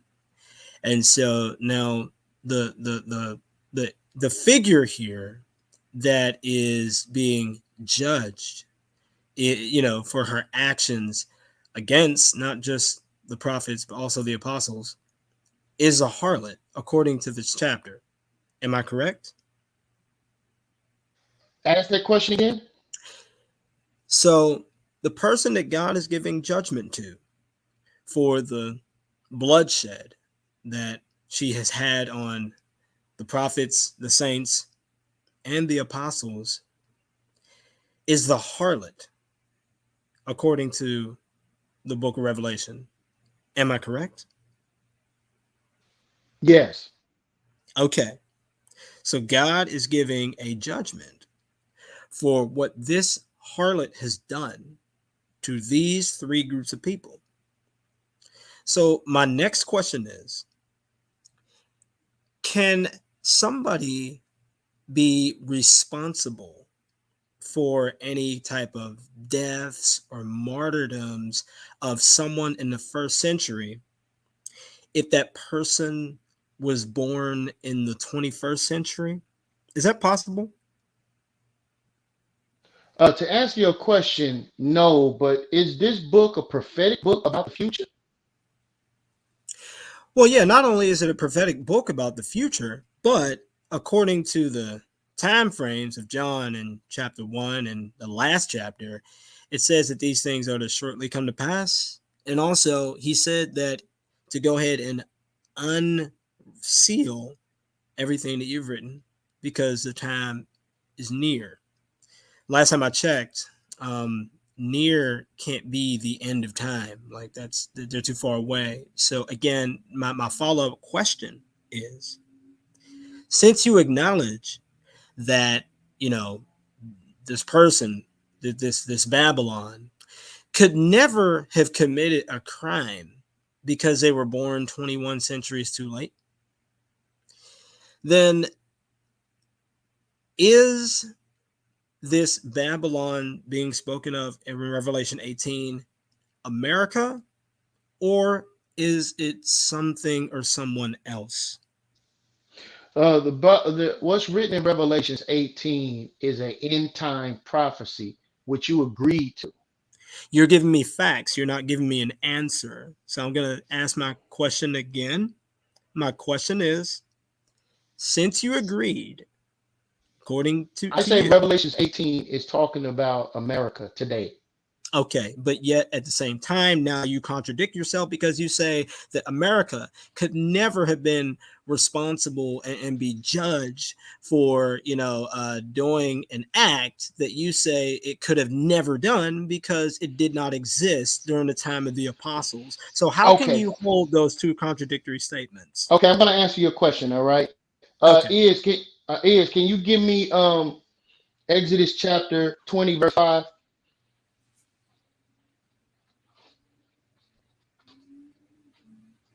Matter of fact, here's a better one. Give me Isaiah 14:21.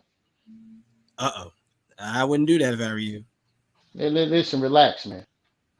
Oh, I'm fine. I'm just trying to help you out. Yeah, give me both of those. Give me Revelation. Give me Exodus 20 and 8, and 25. Give me Isaiah 14 because I want to show that the Bible is consistent in its thought, right? So give me Exodus 20. Are you there? Is As long as you answer my question. I'm answering your question, sir. Okay. Are you there? Okay, I'll read it myself. All right. This is Exodus 20 and 5. What does it say here? It says,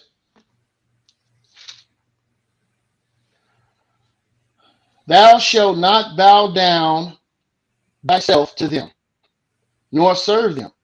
For I, the Lord thy God, am a jealous God, visiting the iniquities of the fathers upon the children until the third and fourth generation of them that hate me." So if your forefathers commit crime, you can be responsible for those crimes. This is Isaiah chapter 14, right?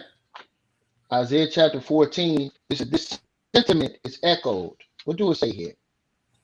Isaiah chapter 14, verse 21. It says, "Prepare a slaughter for the children. Prepare a slaughter for his children, for the iniquity of their fathers, that they do not rise nor possess the land, nor fill the face of the world with cities." So crimes that were committed by your forefathers, according to the sentiment of the Bible, can be transmitted to the children. That's my answer. Okay, so all right, so this is my issue with your answer. The first issue is that, in Ezekiel chapter 18 verse 20, and ironically this is during the time of the Babylonian exile, he says, the person, the one sinning, will die. A son shall not bear the guilt of the father, and a father shall not bear the guilt of the son. The righteousness of the righteous shall be on him. The wickedness of the wicked shall be on him. This is somewhat consistent with the new covenant that we're under, which would go against that whatever you read in the old covenant, because in the new covenant, ironically, in the book of Revelation, it kind of echoes this. It says, let him that is righteous be righteous still. Let him that is unrighteous or unholy be unholy still. Notice the emphasis is on him. It's not saying because of that person. No, it's not saying that at all. So I definitely had an issue with that, which goes back to my question, which I'm going to All push you. right, can I respond to that, Matt? Yeah, sure. All right, I appreciate it. Mm-hmm. All right, so here's the issue, right? There's a distinction between the sins of an individual and the sins of a nation of people. Correct. There's a difference. There's a difference, right? So meaning, if your father is a horse thief, okay, your father's a horse thief. I can't come to your house and say, look, man, your father was a horse thief, right? He's dead. You come on outside to serve the time, prison time, for your father's being a horse thief. That's what he just read is dealing with, right? But if my people invade your people and we take your land, and now we are living in the land in which our forefathers stole from someone else, and then the right people that the land belongs to rise up and say, hey, this is our land, y'all need to move out, or you can go to war with us and we're gonna kill you. You understand? So there's a difference and a distinction between individual sins versus the sins of a nation of people. Yeah, that's definitely true. And so, God judges those people just like he judges those nations. So far, you've given me a fact, and it's kind of consistent with, well, what has the horror done? And we saw what the horror has done. John echoes some things that Jesus even said. He said, look, fill up the measure, of your iniquities. He said that you guys are full of the blood of the prophets and this and that. And yet, that's kind of what John says here, as I read in Revelation 18. This is what they collectively did as a nation. That's why you even read in Thessalonians, and Paul says, yes, it was the Jews who killed Christ. They all yelled out, crucify him. So we're seeing things that the harlot has done. It is impossible to peg those things onto America, because America never slew the prophets of the Old Testament, but the Jews did. America has never, put an end to the apostles through persecuting them to death and running them out. But guess what? The Jews did. And the list goes on. The saints, of course, we all know that they persecuted the saints. I mean, you got Galatians 4 for crying out loud, and Paul making a parallel between that with Hagar and Sarah. So, that is the issue I have, which goes to my next question here. This is another characteristic. In Revelation 18, verse 20 or verse 7, it says, for her self-luxury and glorification, give her now an equal measure of torture and misery. In her heart, she says, quote, I sit here a queen, no widow am I, shall never know misery.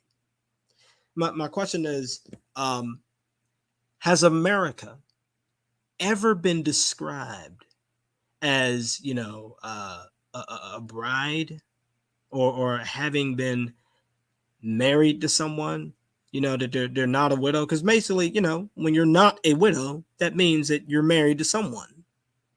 So has America ever been described as being married to anyone at all.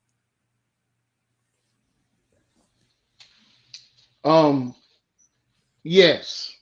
In Revelation chapter 7, in Revelation chapter 17, when you're looking at the whore, this whore, right, is identified in America because America claims herself to be a queen. We know that it's a man's world. And usually men, right, classify their bounty as feminine. So America has a crown jewel sitting in the harbor of New York City. Matt,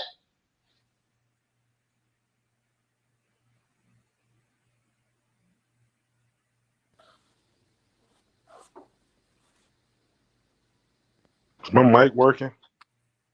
Yeah, it is. yeah, Salaki, can you hear me, Matt? Yep, I can hear you perfectly. Can anyone hear me? Yes, you can be heard perfectly.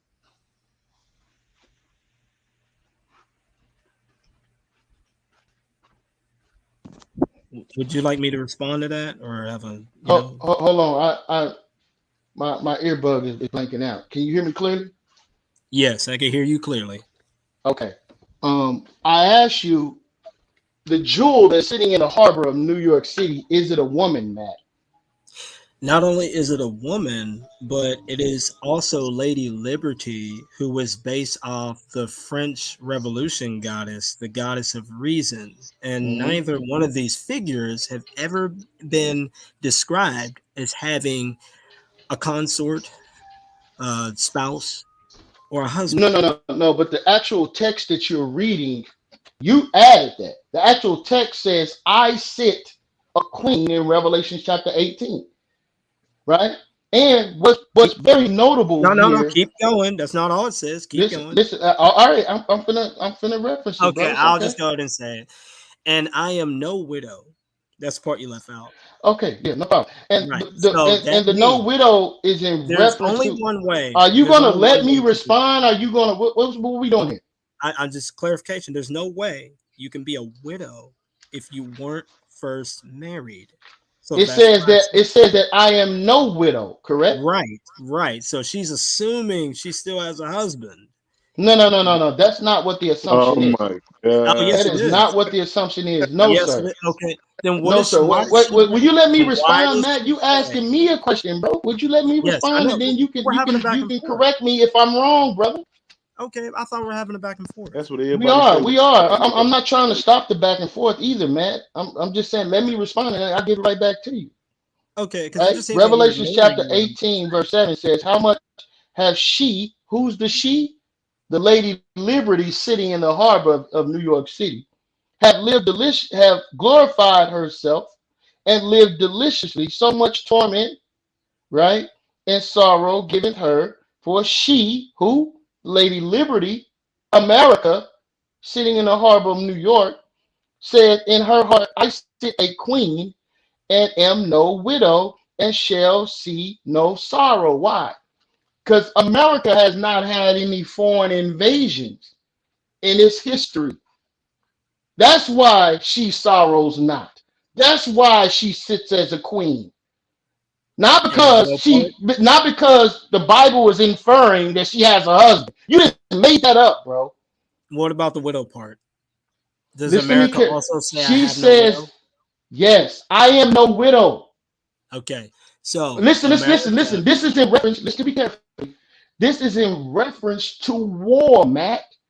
Well, you have because to listen to me carefully. You have to give a citation. When soldiers die, what are their wives called, Matt? Yes, but soldiers are not a nation. That's the issue. Okay, soldiers serve a nation, right or wrong? Yes, soldiers serve a nation, and they have wives. Now, that nation itself. You just killed yourself, by the way. I appreciate you going here. No, you've killed yourself. He said, No, wait. Okay, I won't wait till you to get done laughing. Okay, Oh, wait, go ahead. I'm sorry. Okay, so Let me mute my mic, man. I'm sorry. Okay, go ahead. I know. The laughing, and I think that the audience is, enough. I think the audience is seeing over the laughing propaganda here. But the issue is that I had to put that part widow in there for you to deal with. And the issue is that there's nowhere where America is described as having a spouse. There's nowhere in America where America has ever even uttered the word widow at all in reference to her or anything at all whatsoever. Soldiers and their wives are distinct from someone talking about a nation as a whole and what that nation as a whole has said. We have here in John 18 or Revelation 18, where the nation as a whole is speaking. So again, the question is, if America, nowhere in her history, Lady Liberty, whatever you want to say, has ever been referenced as I'm not a widow or I have a husband, if this has never been described as her at all, how can you simply just sit there and read Revelation 18 and just say, oh, this is America, and you give no citation at all whatsoever? That's my first question about this. My follow-up question is going to be a lot more pressing. Hey, can I ask a question? You hear me? I've been listening, man. After he gets done answering my question. No. It's only fair. Go ahead, bro, because you just... All right. So, again, Matt is creating a premise, which is not in the text. He created the idea that this is in reference to, well, if she's a queen, she has to have a husband. Let me make this clear. I said if she's a widow. Okay, if she's a widow. But again, my premise is that that's in reference to the fact that America has not had wars and no one has invaded America. This is factual. Whoa. And also, you're me out. But nobody has put reins on America either, have they? Right. So that would make her also unmarried, because that's what happens when you get married. Somebody can put you in check. You see, all the other countries of the world, they're yoked up to America. They can't say I don't have. You see what I'm saying? You're me out. Where's your citation for this? Hold on, Matt. History, bro. History is our citation. Where? Okay, well, listen. Let me respond, bro. Okay. Right? History, when you go into the historical books, can you show me where America has been overthrown by anyone else? Wait a minute. Where has America... Now, let me make this clear. About widows? Let's look at this in comparative to Jerusalem. What we're trying to do. Listen to me carefully, bro. Let me ask you this question, Matt. Hold on one second. Let me reset for a second. Let's make sure.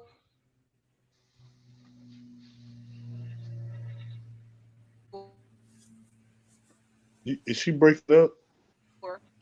All right. Continue on, Yirmiyah, but y'all gotta let him finish his point as well. I'm done. Like I said, I'm going in and out.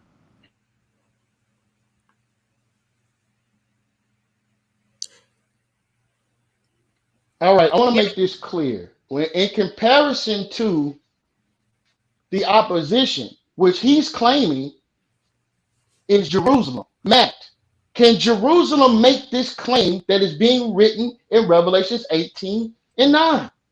Can Jerusalem make the claim? Listen, relax. I don't need you to talk to me about Jerusalem being married to Christ or to the Father. I don't need to hear none of that. Oh yeah, I need you to no, wait, brother. Wait, brother. Wait. Let me finish and then you can go. Okay. We're talking about the superiority of a statement such as this. We want to know not about the husband part, what you're trying to create a narrative, but actually what the text is actually saying. Right? Revelation 18 and 7. Salaki, I said 9, but it's actually 7. I apologize. It's okay.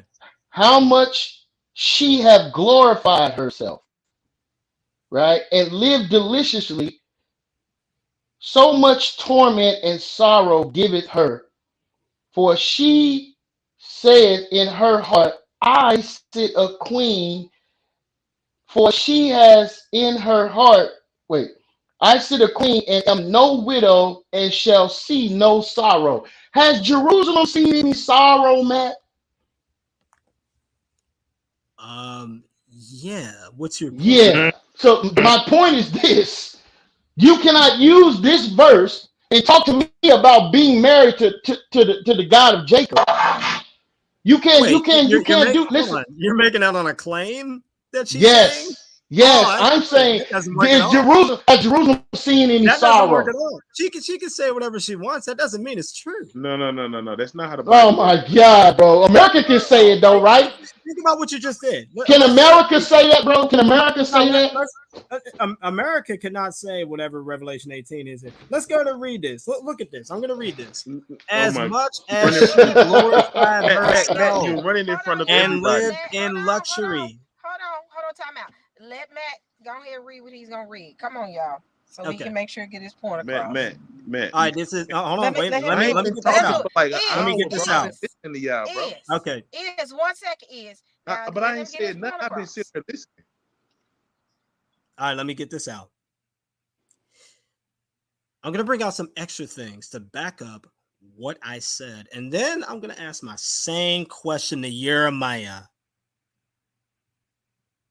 I had said that when John writes, he knows what he's talking about. He knows what he's doing when he puts all these characteristics onto the harlot Babylon. He knows exactly what he's doing. I already proved that with the apostles and the prophets and the saints, and that's been spilled with her blood and all the stuff that I'm sure John has already seen in his day when Jesus ended up saying, yes, you know what, all the blood of the prophets and things like that is going to be on this generation. It's going to be on, I mean, it's all over the place, right? All kind of stuff, ashes thrown on dust on it, all that. Okay, well, in addition to that, when we talk about this verse 7 here, I said it's queen. Notice this. It says here that Babylon in Isaiah, in his day, he actually says here, now therefore hear this, you lover of pleasures, who sit securely, who say in your heart, I am, and there is no one besides me. I shall not sit as a widow or know the loss of children. Isaiah 47 verse 8. It's so interesting that John paints this harlot the same way. Let's go back. Let's go back to Revelation 18:7. Let's go on back. Read it again. As much as she has glorified herself in luxury of living, give to her so much torment and mourning. Because in her heart, she said, this is the Babylon, the harlot, I sit as a queen and am no widow. In the Old Testament, what did God say to Israel in Jeremiah 31? Yes, I'll make a new covenant with you, even though you broke the first covenant, even though I was a husband to you. And that's not the first time that God spoke like that concerning Israel. Yet you have the harlot here saying, I'm no widow. The only way you can be a widow is that you have to lose your husband. But you cannot say, oh, I'm not going to go ahead and deal with that because the word husband isn't in the passage. You can't do that. You see the word widow. That's why I'm asking, where is this idea coming from? The harlot saying that she had she's not a widow. Now, if you see that if she's Jerusalem, then this makes perfect sense. In the time where a new covenant has come and she's basically denied the ring from her Messiah, didn't want to marry him, but yet the Messiah goes ahead and marries the church, which is called the bride of Christ. So this is the reason why in Revelation you have the bride and the harlot. The harlot don't get married. The bride does. There's a distinction between the two. And one of them says, I'm still married. the one that's in the old covenant ways. America has no paradigm for that at all, has no history of this at all. That's why you can't bring up a historical record, just like you did with Suetonius. You brought up something for that, even though I disagree with it. But when it comes to this right here, you didn't bring it up. And this is just my first question about this stuff. So when you look at this stuff, even in Lamentations, look at what it says in Lamentations chapter 1, verse 1. Says this about Jerusalem shortly after she fell the first time in 586 BC. Quote, "How lonely sits the city that was full of people. How like a widow has she become. She who was great among the nations." Like a great city, I guess. "She who was a princess among the provinces has become a slave." Lamentations 1:1. Now, that's an issue. She has this type of history of being married and being called a widow and all that because, she, went away in Babylon and changed and all that stuff. We get all this history about Jerusalem. Nothing for America. Yet you say the harlot is America. Yet everything that John is writing is characteristic. He knows this stuff. He's applying it to Jerusalem. And it leads me to my question about Revelation 11:8. Why does it say that it is Jerusalem being spiritually called Sodom and Egypt where our Lord was crucified? Why does it say that great city is being called spiritually Sodom and Egypt where our Lord is crucified? And you sit up here and say that Jerusalem or that the Babylon is America when Revelation 11:8 makes it clear it's Jerusalem. How can you believe that in light of what I just said? All right, Matt. Now you're me, y'all ears. Y'all come on with it. Now, okay, Matt, you gotta sit quiet. If y'all ask him a question, please, Matt, let your response be quick. So proceed, hear me, y'all ears.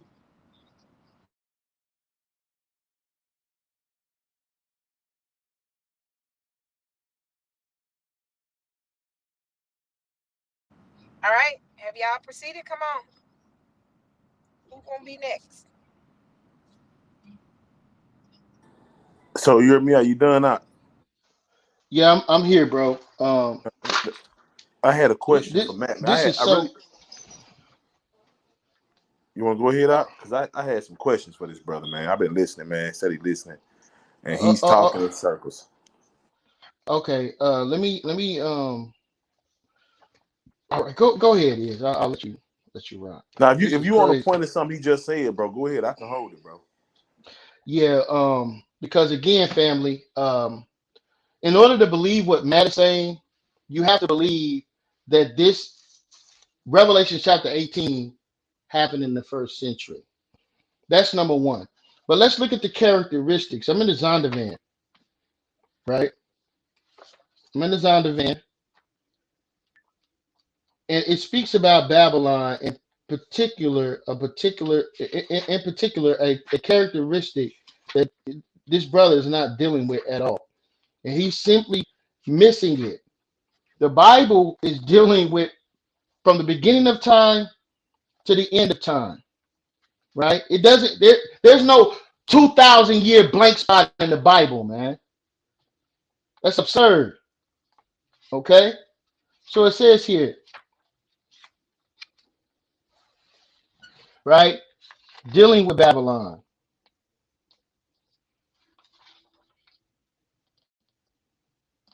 This is a definition of Babylon and referenced in the Zondervan Bible. It says the name refers to not only to the city itself, but also to the country. It's very important that you understand that it's not only to the city, but it's also to the country, of which it was the capital, right? Though not the oldest city in Babylon, it soon became the most important, both from the standpoint of size and influence. influence. Once you start to compile the understanding of the importance of Babylon, they have to fall in these characteristics. Is Jerusalem the most influential country in the world? If we look at statistics, does that back that up? No, because we looked at the statistics last night. We showed you who's the most influential and why are they the most influential. We're going to read this and then I'll turn it over to you. Let's see, through the process of elimination, does Jerusalem fit these characteristics more so than America concerning these types of import, right? Or these types of characteristics. Let me get Revelation chapter 18 is real quick. Revelations 18 and 11.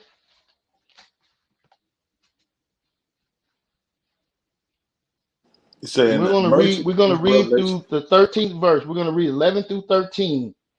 It's and the merchants of the earth shall weep and mourn over her, for no man buyeth her merchandise anymore. So The this is a merchandise. concern of merchandise. He takes you to pre Greco-Roman rulership in Jerusalem to show you something about these people operating BC times. So a Jeremiah, as we Yeah. read, right, it's gonna say flour and wheat and all this stuff and shit and all this shit. I guess this stuff don't got no expiration date ever. Mm-hmm. We holding flour from the time of Rome to now? Right. But That's see, ridiculous. because it's doctrinal base.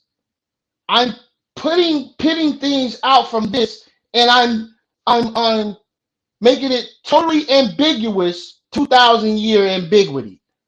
No, bro. No, Christ has not returned yet. Agreed upon by that. What will transpire in these last days? The Bible says in Matthew chapter 24, there shall be wars and rumors of wars. Right? Nation versus nation. Family versus family. This is end time prophecy in which they talk about this every day in the Christian network. Matt must miss these classes. We want to know today in 2022, family, what do we have to look forward to in the future and what shall transpire concerning the realities that you and I and your children will live in? You ask Matt, he don't know. So we're going to look at these characteristics, end time prophecies. We're living in the end times now because the children of Israel are still enslaved. Where's Naphtali? Where's Reuben? Where's Simeon? Where's Asher? Where's Benjamin? Levi? They don't know, and they don't care. Read. This is Revelation chapter 18, verse 12.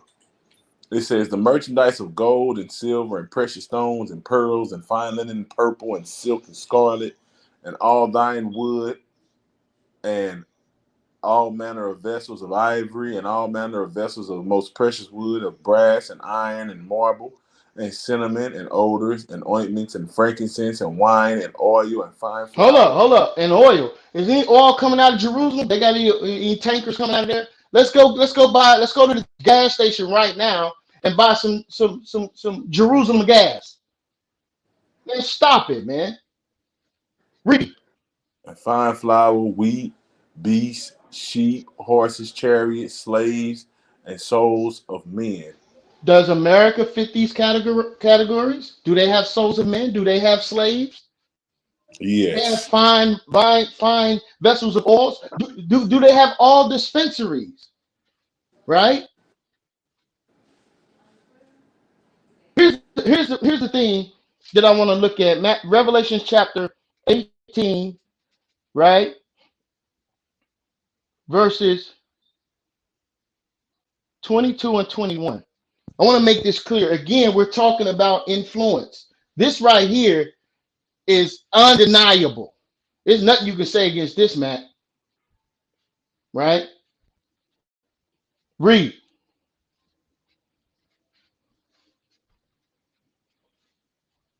We can't hear you, Iz. Did he drop off? Yeah, we lost him. I'm going to read. Right? This says this. And the voice of harpers. Yeah, I'm here. I don't Um, know what happened, man. I just got kicked out, man. I don't know what's up. yeah, 21, 22, Bubba Kashah. All right, Revelation break that 18, down. 21, 22. And the mighty angel took up a stone like a great millstone and cast it into the sea, saying, Thus with violence shall that great city Babylon be thrown down, and shall be found no more at all. So hear me out. Quick question. I thought the Lord was going to make Jerusalem the joy of the whole earth. If we can't find Jerusalem no more at all, how is Jerusalem going to be the joy of the whole earth? Because this Babylon shall not be inhabited. That's right, brother. Right. Go ahead. According to Matt's doctrine of this is Jerusalem, right? Well, where is the Lord going to reign from? This destroys so much Old Testament prophecy, man. Because now we ain't got no homeland. We ain't got no hope. What we returning to if he takes Jerusalem and casts it into the midst of the sea? Hold on one second, pretty girl. That's right. That's right. Come on. Verse 22. And the voice of harpers and musicians and pipers and trumpeters shall be heard no more in thee, at all in thee, and no craftsman of whatsoever craft he be shall be found any more in thee, and the sound of a millstone shall be heard no more. I want Matt to show us Jerusalem music at the top of the pop charts in the world right now. I want to see the entire world jamming to Jerusalem music. Get out of here, man. This is dealing with influence. We read last night. If you go back to the video, what was some of the characteristics of influence that we talked about last night? Is world influence, music, influencing the cultures, the cultural norms around the world, influencing in what people eat, the cities, everything. Dress, their clothing, all of these cultural expressions. Who's dressing like Jerusalem? Huh? Where is the Michael Jordan Jerusalem's at? Right. Stop, man. Stop. You're sitting there trying to convince us that something transpired in the first century and there's 2,000 years of ambiguity, right? Nobody knows. No, you don't know. But the Bible was telling us that there's a place that will rise up and will only be in duration for a short time when we read Revelations chapter 17, right? There will only be in operation for a short time, and power will be given. And it's one little head that's plucking up three other heads. Three horns, one little horn plucking up three horns. That little horn that rose up is America. That little horn was founded by France, Spain, and Great Britain. This is factual history coming out of the 10 horns, which lets me know the 10 horns are a conglomerate of European powers, not just Rome by itself. What is the three horns that got plucked up out of Rome that America was established by? Stop. When did Jerusalem pluck up the three horns in Rome? He didn't. So we're looking at characteristics, Revelation chapter 18. We're looking at the characteristics, family. We're seeing, right, that they have to hold these particular, they have to be what? Number one influence. How do I know number one influence? It says here, verse 18 and 3, for all nations have drank of the wine of the wrath of her fornication. What does that mean? They drank of the wine. What do you mean they drank of the wine?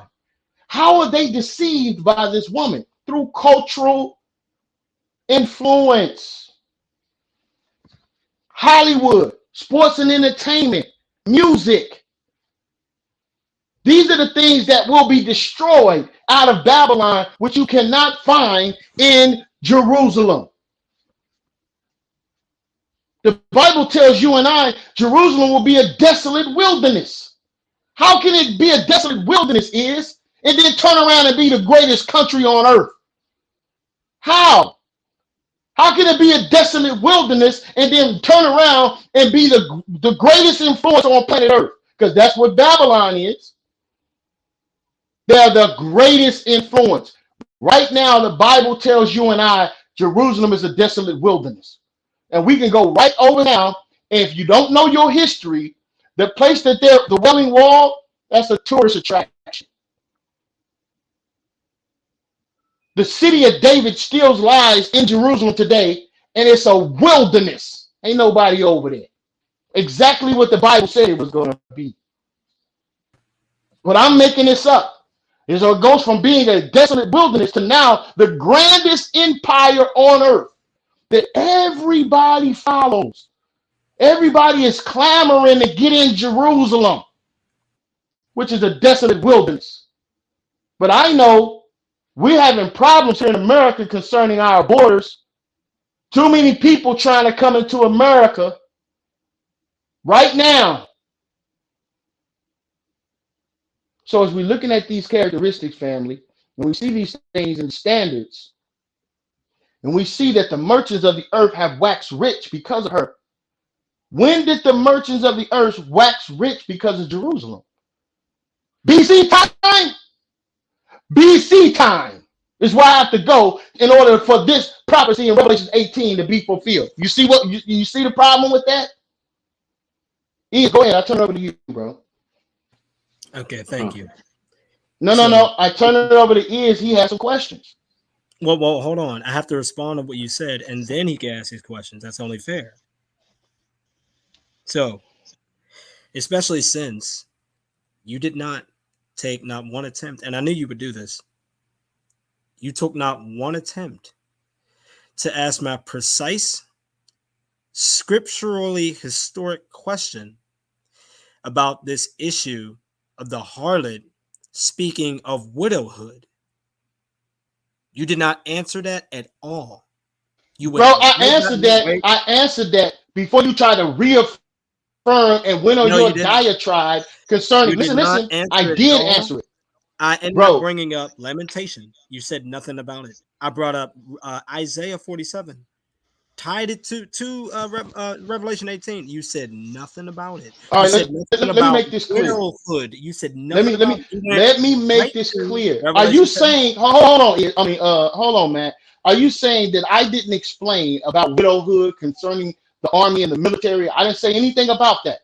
No, I did not. You just lied. No, I did not. I did not. Bro, hold on. Excuse me. No. You hold up. Wait a minute. Are you there? No. You just wait a minute. Hold on. No. You just lied, bro. No. I did not. No. You just lied, bro. Did I say anything about the military and the widowhood with Babylon? Exactly what you're doing.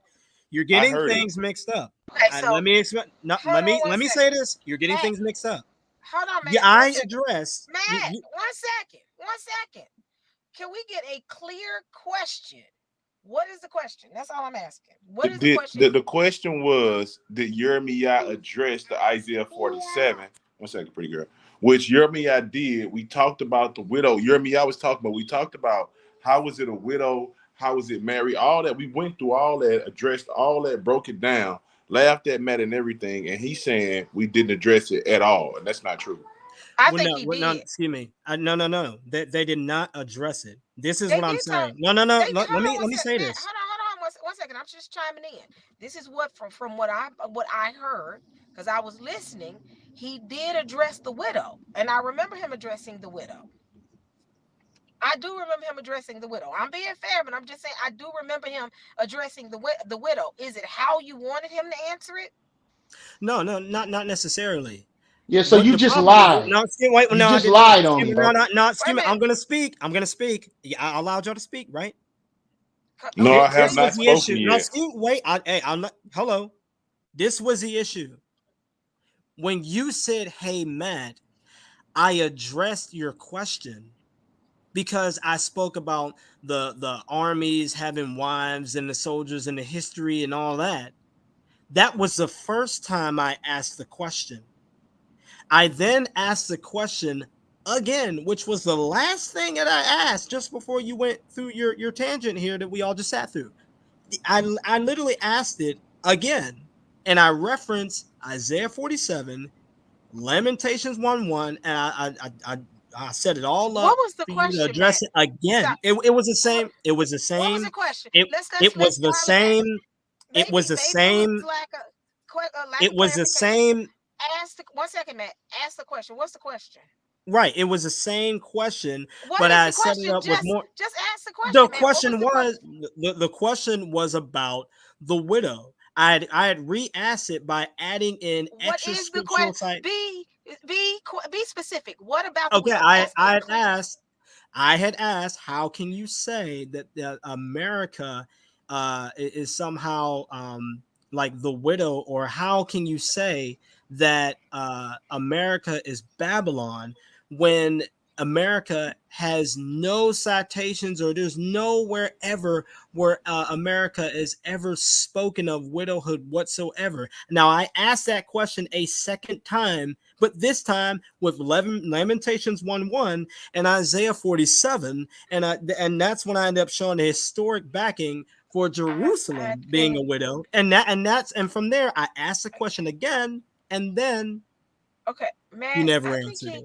I think he did answer the question. I was listening to No, it because 1 second, Matt. I He did. did go through. Hold on, Matt. He did go through, and if they would do the same to you, I would do the same. I would support you as well. Now, I know he did lay out the premise of how America is the widow. Correct? Did I miss that? Did he Correct. lay that No, That out? was the first even question. within No, his no, very wait. That was Wait no, a statement, no. minute. She's talking to me. Hold on. She's talking to me. she One asked at a me a time. question, Matt. No, she's talking to me. One at Okay. a time. Listen, That I that want was to the first quantify what time. she's saying Bro, to all I gotta me, say is that bro. was the first time that he addressed the question. I asked But it a he did second answer it, time, Matt. and he Good did not God, But address he Matt, it. did you answer repeated it. this 7 times in a row, Right. bro. Right, and that's what I'm saying. Let me Second. readdress One it. sec. I Let me don't want. readdress it. Thank you. Readdress it because I know, and I'm not taking sides, but I do know. I want to clarify that I did hear an answer to your question. That's what I'm saying. The first I did time. hear clear, but he answered it though. He did answer Right, it but first or I second time. asked it a second time with But he extra answered it. citations. But he No, answered he it did though. not answer the second How did one. you? Oh my Wait. He gosh. answered your question, Matt. I'm telling He you, he answered answered my your question. question. I'm going to say this again. He answered my question the first time. So what's the So difference in the then first I time and asked the it a second second? time. I asked it a second So you time asking with him the same scriptural question? citations. Wait Yes, a but minute. this time with scriptural But he citations. answered it And then when though. I gave him Why? the floor, he didn't answer it. But he answered it already. If he answered it the first time, why would you ask it the second time? Because this time I added scriptural citations to show more So is he support. Oh supposed? no, wait. I'm trying to answer your question. This time I asked it with more scriptural citations that would support Israel being the voice of saying I'm a widow, because she has history of speaking like this and being spoken of like this. But And he then I answered it. asked the question again, where's America's voice of speaking like this? But he And he answered it didn't. though. No, He he did answered not. it He first no, time. no. But that didn't answer the question of the Okay, second time. Santonio, have you been paying attention to any of this? That's the first question. I need somebody to And clarify not only this. that, Santonio, wake up. he gave no 1 citation for the second. first one. Oh, he did. Now, I'm admitted. The brother got it in, but I don't want you to feel You're breaking up. conversation. You're breaking up, sister.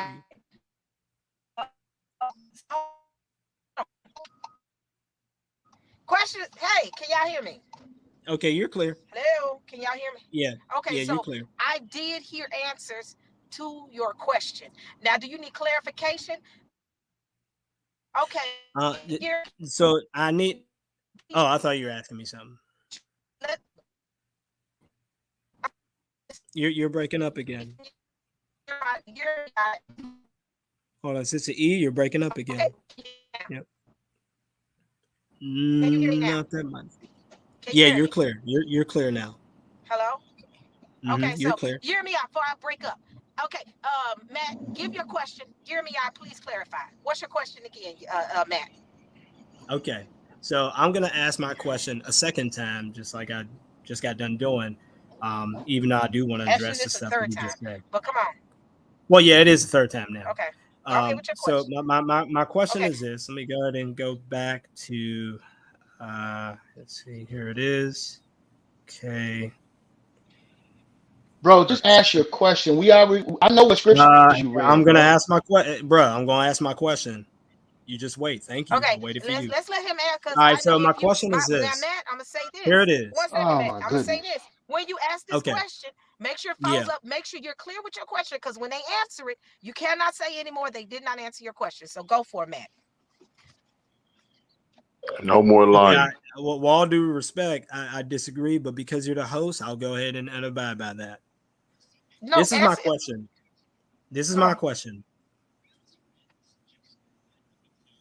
It's clear that Jerusalem can only fit this category of saying, hey, I'm no widow, I'm a queen, because of two things here. One, Lamentations 1:1 says this about Jerusalem shortly after she fell in 586 BC. Quote, how lonely sits a city that was full of people. How like a widow has she become. She who was great among the nations. She who was a princess among the provinces has become a slave. Two. Wait a minute. That's not a question. Yeah, That's a statement. it's my setup for my Okay. question. All right. Yeah, it's okay. Yep. Two. Isaiah 47:8. Now therefore hear this, you lover of pleasures, who sit securely, who says in your heart, wow, that's interesting, I am, and besides there is none beside me. I sit not as a widow or know the loss of children. Now, my question is this,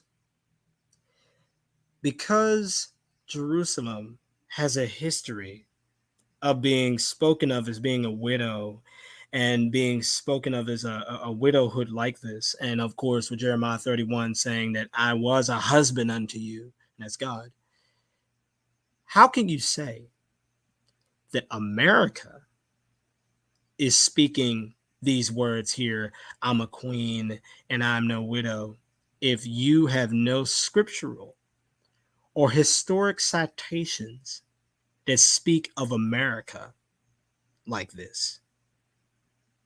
I think you reshaped your question, because you didn't say Yes, it I like did. that at first. Yes, No, yes, I did. no. Now my only concern is, Matt, please let's make sure that we're not reshaping our questions because of the first response.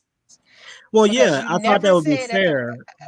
no, but at first you did not say scripturally. So technically, because you Right. reshaped, because the way you said it changed your question somewhat, Matt. And let's Yeah, exactly. It modified it. Think about it. The first question I asked, I just read the statement and I said, hey, someone speaking as widow, was this person married? That's all I asked. That's all. And, he gave his statement. And, I still had some disagreements with it because he didn't bring up any historic citation like he did with Suetonius. And so I brought up some citations that would show my position about Jerusalem. And now I'm wanting him to bring up citations. So that way it won't just look like, well, I'm just not bringing up nothing either. question. All Hold on right, one man. All second, right, Matt. that's enough, man. That's enough. All right. Okay. Sister E, Go can, ahead can for I your ask you a question. question? I Uh, pray that What's this up? is not I pray that this is not offensive to you at all. Are you married, sister? What's up? Are you married? Oh, no, I'm not. Okay. No, I'm not. Can you say with all honesty that you're not a widow?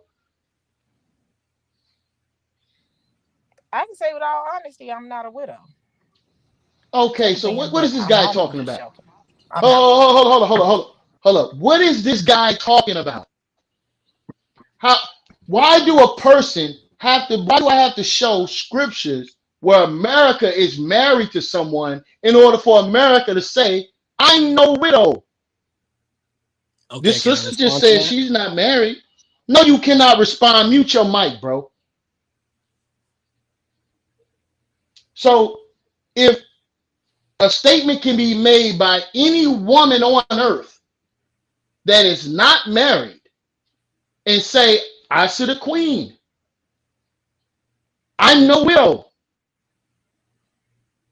There's no classifications necessary that tells you and I that the only way America can say that is if America was married to someone. This is what's in his mind. Again, what we're saying, Precepticons, is that this is in reference to war. Remember, this is end time prophecy. America can make a statement like that because America has never been invaded by foreign armies. Question, Matt. Have Jerusalem ever been invaded by foreign armies?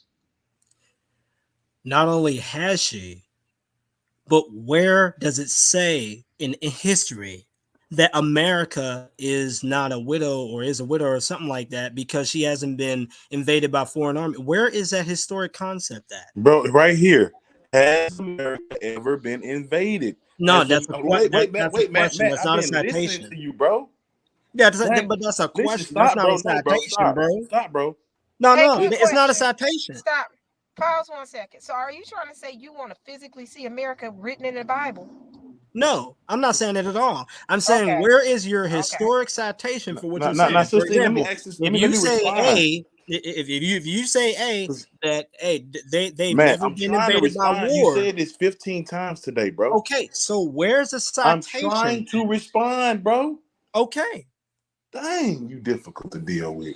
Yeah, because Listen, y'all don't answer questions. listen, bro. All right. So, Matt, has America ever been humbled? Yes or no? No. Okay. So a woman who isn't humbled, what do we call her? A what? We call her a virgin. Simple. Okay? Very simple. That's what Jeremiah has been explaining over and over and over. You keep going. He ain't dealt with it. I keep hearing him break it down, bro. Now Okay, so you literally just answered the show me question. where America, show me We where don't have America. to because you just said America has never been humbled, bro. You So just killed yourself. So what you're saying, well, let me understand this. What you're saying is because, just like a man goes into a woman and a place is invaded, you're saying that the moment a man goes into, like a place is invaded, like a man goes into a woman and has sex with her, you're saying that that sexual act automatically makes him married? Oh my gosh, bro. No, I said that means she's been humbled. I know, but does that mean that she's No, married? bro. I never said anything about No, marriage. we Okay, not. so why is this even being brought up? Because I'm so Think about it. again, You already no, said that someone doesn't have to be married, and yet you bro. bring up Bro, someone has I know, sex. bro. Listen, bro. No, I asked you plainly. Yeah, Has America ever been humbled? What's I the answer, know man? that. No. We're Answer past the that. question again. I'm All right, asking a second time, man. all right, but Has we're past it. America ever been humbled? No, So okay, bro. That's it. there is no. That's it. What does that prove?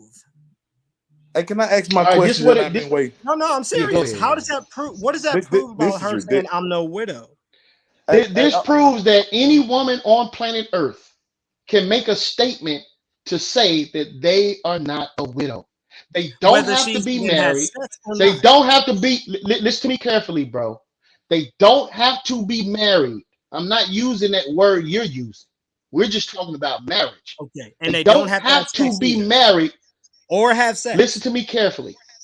Listen to me carefully. I am, They don't have to be married or in have order to sex. make a statement that they are not a widow. Right, or Meaning have you have sex. a husband who has died.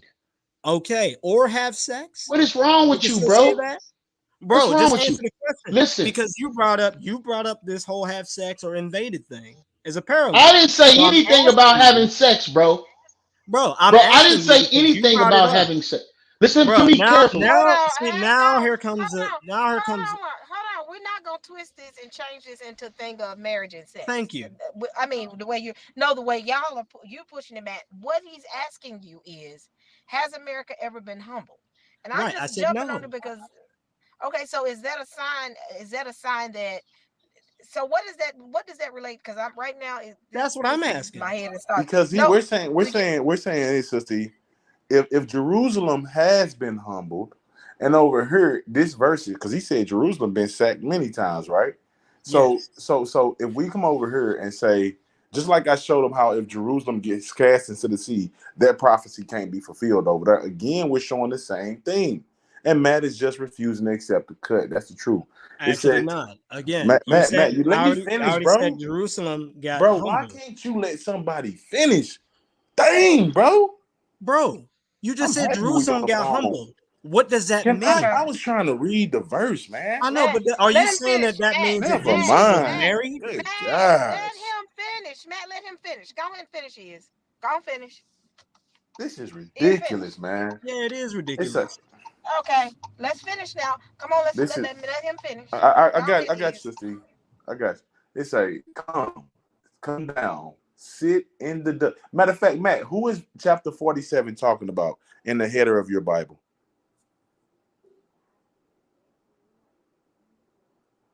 Matt? Pulling Is it Matt up. here? Yeah, I'm pulling it up. Yep, pulling it up. Let's see what it say, man. All right, let's see what it says. Right. Yep, I knew it. The header in mine, the Lexham English Bible translation, says Babylon's fall. All righty. Yes. Come down. Your Bible agrees with me, man. Come Yes. down and sit in the dust, right? Mm-hmm. Right. Go ahead, is. And sit in the dust, O virgin daughter of Babylon. Sit Yes. on the ground. There is no throne, O daughter of the Chaldeans, for thou shalt no more be called tender and delicate. Mm-hmm. What is Take it? the What does it mean? What does it mean that she's being called a virgin, man? That means that she has not had any kind of, I guess, yeah, I would definitely say that I would say that what you guys are saying, even though I haven't so studied you this agree yet. with the war understanding. Yeah. Yes.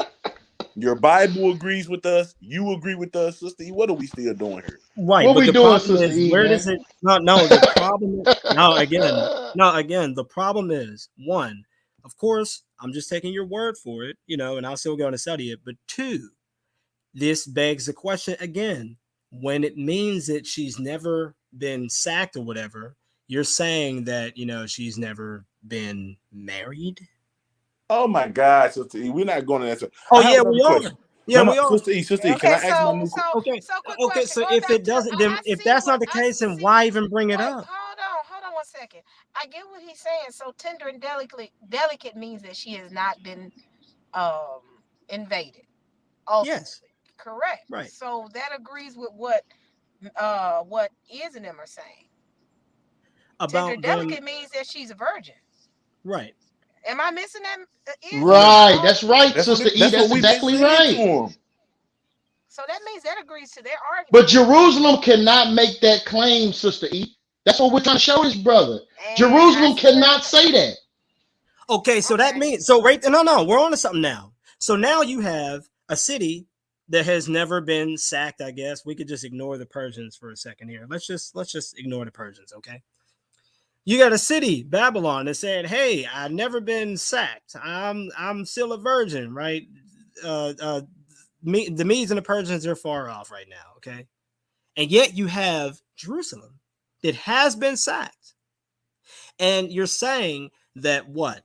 Because one has not been sacked, that they could claim that they're never a widow, or that because one has not been sacked, or that one has been sacked, they can't claim that they're a widow.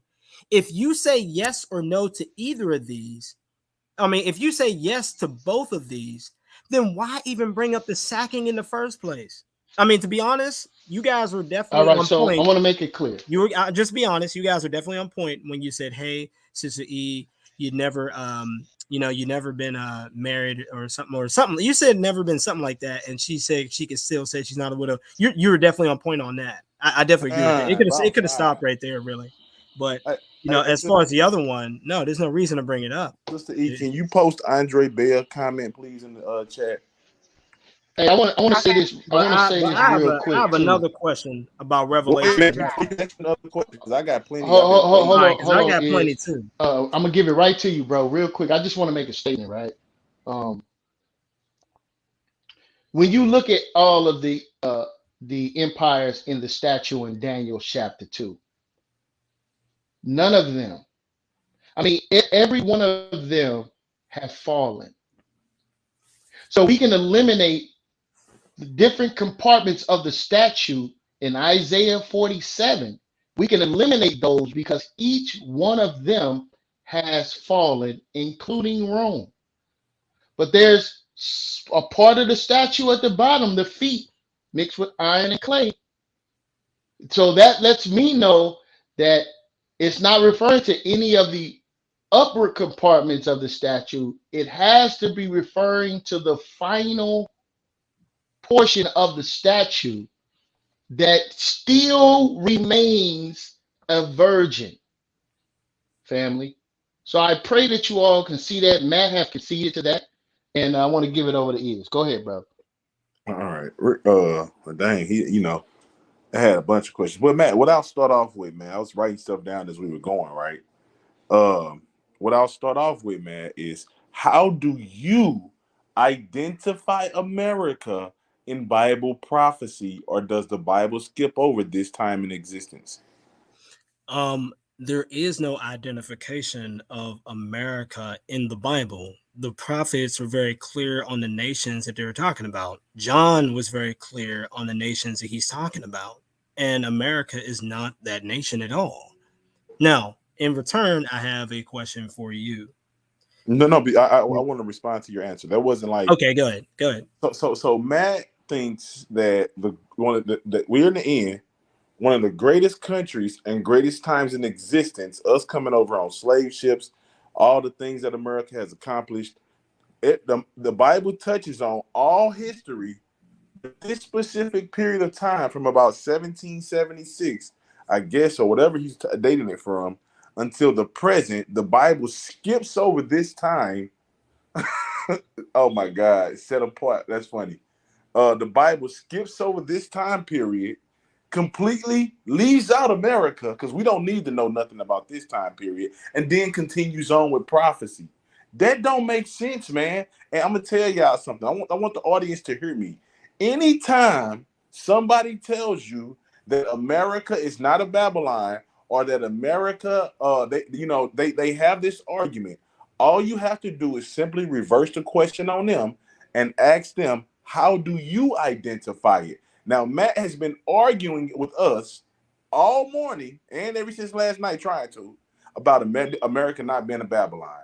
But then when I asked him, what is his methodology, right, of using the prophets, the Bible, to identify America, you said what again for the record, Matt? I said that the prophets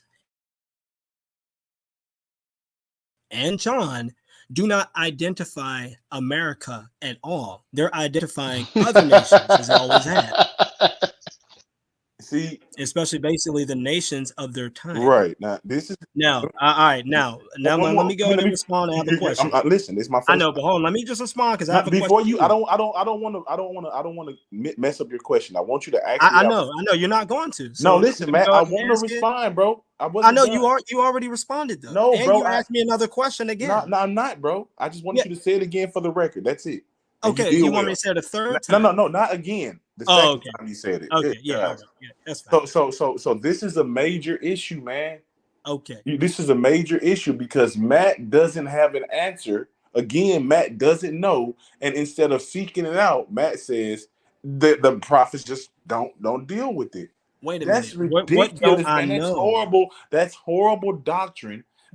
I know? What you just said you didn't. That's horrible I doctrine, didn't say bro. I didn't know anything. No, you I didn't said the say anything. prophets I don't said that cover it. That's even worse. right. That does So that's Matt, totally different Matt, from saying I don't know. Matt. I never said Now that. I'm going to go ahead and pass you the ball, man. Good gosh, Okay, you annoying, cool. man. All right. So the And first I'm thing I not wanted done to with the say questions, by the way. I yeah, waited me an neither. hour. Because I only asked 2. So I got plenty. And I've But you answered already like yielded too, 10 though, of for the yours. record. But yeah, I've answered like 10 of y'all, I'm just saying, especially but in the beginning. you already yielded for the record. Well, I just wanted to be clear again that I answered like 10 of y'all's That's questions. cool. In I've been those 10 holding that. answers, you still Now, yielded, though. real quick response, and then I have my other follow-up question for you. My quick response is this.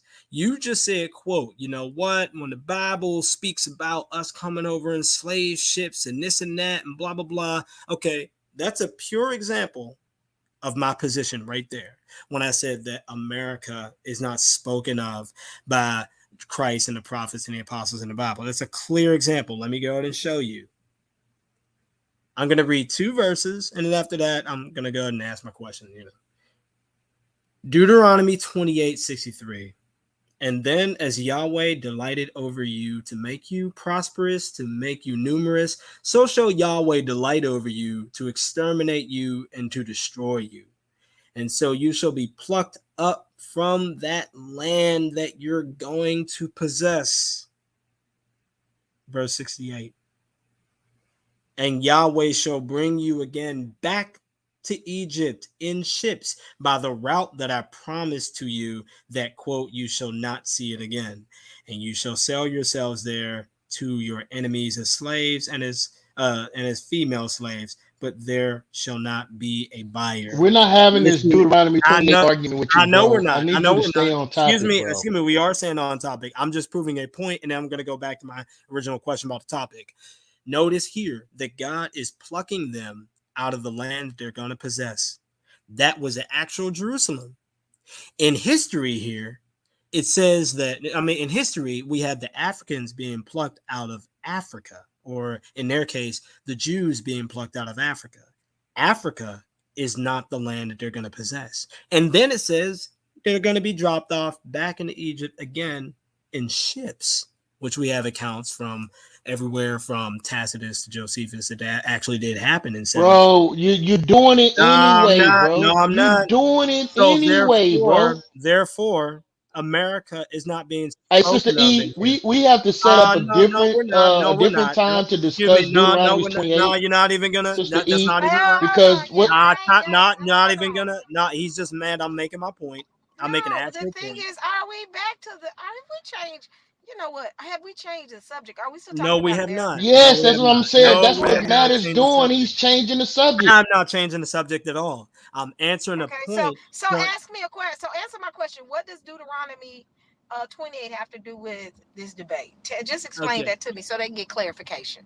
Okay. What does No it have to problem. do with this conversation? Right, no problem. The reason why I brought it up is because he said that Matt can't see that America's in the Bible. Matt can't see anything about the how we were brought over in ships as slaves, and he can't see any of that. The fact is, America is in the Bible, and from there, that's why I went to Deuteronomy 28 to show that America is not in the Bible, because they were plucked up off of the land that they're going to possess. They weren't plucked up off of Africa.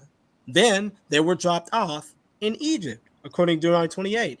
They were not dropped off in So America. have we So established? that's Have so we? if I just disprove that right there, then that goes to show that I have scriptural to say, hey, this is the reason why I'm saying that it's not in America. Otherwise, verse 63 and verse 68 make zero sense. Now, I'm I was sorry. just going to go ahead and ask my question now. Now, my question was this. Revelation chapter 11. Like I said, I had plenty. In Revelation chapter 11 and verse 8, it says, quote, and their dead bodies will lie in the street of, once again, the great city, which is symbolically called Sodom and Egypt, where also our Lord was crucified. Now, my question is this. Was our Lord crucified in America or Jerusalem? Jerusalem, bro. Okay. And so therefore, where he's being crucified is symbolically being called Sodom and Egypt. Am I correct? That's what it says. All right. And also, it says that this place that he was crucified, that's symbolically being called Sodom and Egypt, is called, quote, the great city. Am I correct? Yes. Okay. Now, every time we look up this phrase, that great city or the great city, especially in chapter 18, it refers to Babylon, correct? I guess I'm following you, bro. Okay. Because that's Right. I'm almost done. That's like, Almost. hold on, that's like 6 questions in a row right there. I know it's a follow. It's getting to the final question. I'm Here. answering them. That's all. And not playing on. I know. It's getting to the final question here. That's all. It's just a setup. So in light of all this, if this is true, and we see that Jesus was crucified in Jerusalem, as you say, and you also acknowledge that Babylon is being called that great city, and it's also symbolically being called Sodom and Egypt, then how can you say that Babylon, that great city, is America and not Jerusalem if Christ wasn't crucified in America and he was crucified in Jerusalem? That's my question. All right, so here's the answer to your question. I'm gonna give it right to you, I'm gonna give it right to you because I know this is your ballpark, right? Here's the thing. The title of this video, family, for those that are listening, and you're getting destroyed in the comment section right now, Matt, for the record. The thing is this. The title has Revelations 18 in it. What Revelation chapter 11 is dealing with, what Revelations 11 is dealing with is the next Babylon. We're talking about a specific place and time frame in which we're referencing, and we have solidified via your own words that virgin daughter is America, right? Because America is the only country in the history of mankind, right, that has not been invaded. Can't say that about Australia. Can't say that about South America. Can't say that about Africa. Can't say that about Europe. Can't say that about Asia. This is factual, family. So what we're doing is we're taking out the time to show and prove in Revelation chapter 18, in which this topic is dealing with.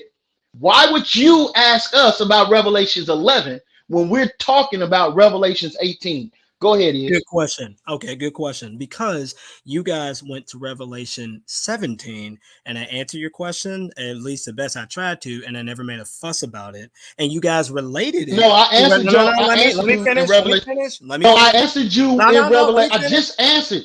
Don't act like I didn't answer you. I answered Revelations 11. Bro, I answered it. Didn't say that yet. Did I answer you in Revelation 11? You just asked me. No, I'm asking you. Did I answer you? Yes or no? Asking me why I brought up Revelation. No, bro. Listen to me carefully, bro. Did I answer you?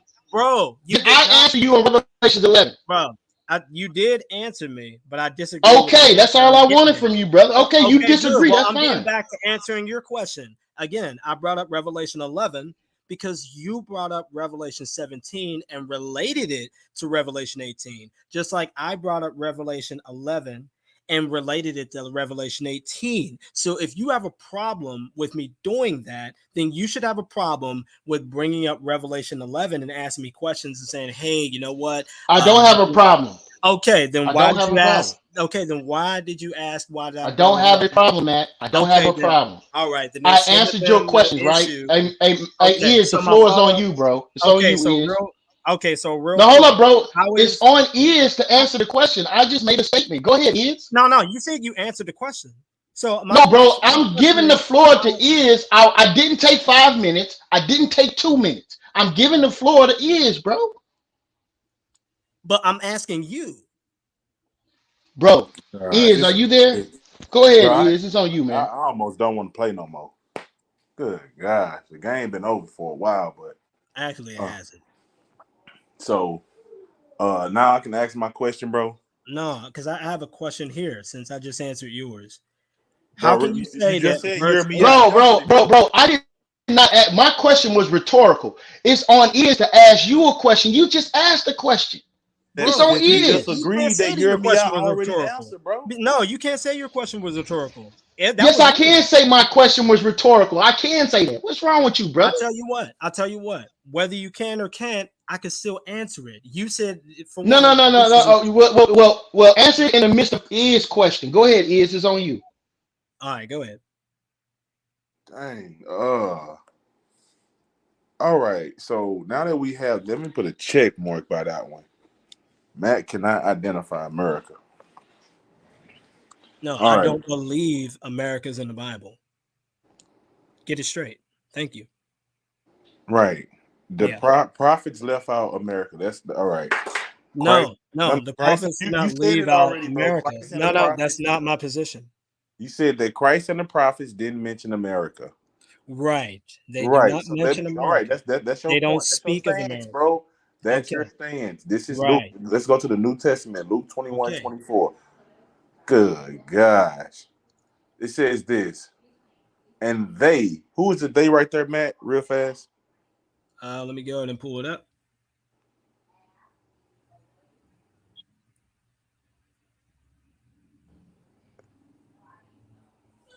Hey man, All no. right, it says here, and they will fall by Who the is the they, edge bro? of the Who? All sword. I asked you was who is the they? This would definitely be the inhabitants of Jerusalem.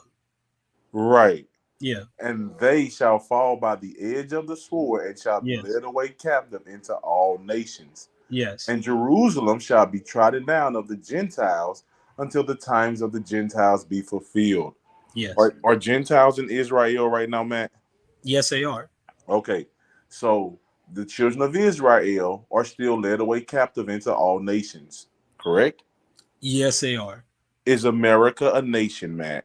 Yes, America is a nation, but that's not where the Jews were hold up, led brother. captive in. Hold up. Yeah, but that's not where the Hold Jews on, are led brother. Hold captive on, in. hold on, brother. Did the children of Israel come to this nation captive? Yes or no, Matt? No. Okay. Okay. Okay. Hold on. Stop right there. Stop right Mm-hmm. there. Mm-hmm. Did any group of people come to this nation? Because he said into all nations. Yes. Wait, brother. Did any group of people come into this nation captive? Yes, but the Who problem are those is people, Matt? the people that were all from Africa. But the problem No, no, is, no, no, no, no, verse no, no. 24. Hold on, No, hold no, I on. have to This is say my this. No, I'm remember. I answering your let you, question, Matt. bro. No, Remember, I'm answering your question. The Matt. problem is Matt, that when stop. it says Remember, you they, asked me all those questions. I know. Oh, okay, I did. Okay, Let's I'm not sorry. forget. So back to where we were. Yeah. So, America is a nation. Yes. The children of because Christ cannot lie. So Right. the children of Israel had to come into this nation. They had to, bro. This is the Okay. My nation. Hold response on, to man. Let this me is finish, bro. Christ cannot lie. They had to come to this nation. My question is, Matt, because either Christ is lying, right? Christ is lying, or they did come to this nation and Christ is correct. Matt, how did the children of Israel come to this nation? okay. If you want to say that there were Jews, whether they converts and things like that came to this nation, you could definitely say that some of them actually migrated here.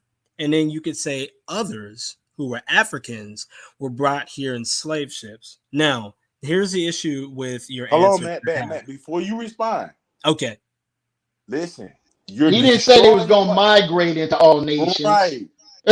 Exactly. This is further proving my point. Matt, slow down, Matt. Me and you Okay. building. This is further proving my point. Matt, Well, go ahead. brother, slow down, bro. Bro, I'm good. Man, can't be hate. Don't be so hasty in your spirit, young man. Bro, I just want Let me finish. fairness. That's the problem. That's what the elder told me years ago, man. Listen, Luke 21:24. It say, and they shall fall by the edge of the sword, right? This ain't, you said yourself, this is not about Africans. You Right. said that. You Yes. said this is definitely about the inhabitants of Jerusalem, the children of Israel. Right. So we don't need to talk about Africans because you already said this ain't about them. Mhm. They shall fall by the edge of the sword. These are words in red. These are Christ's words. We can't play with these. We Right. definitely can't twist these.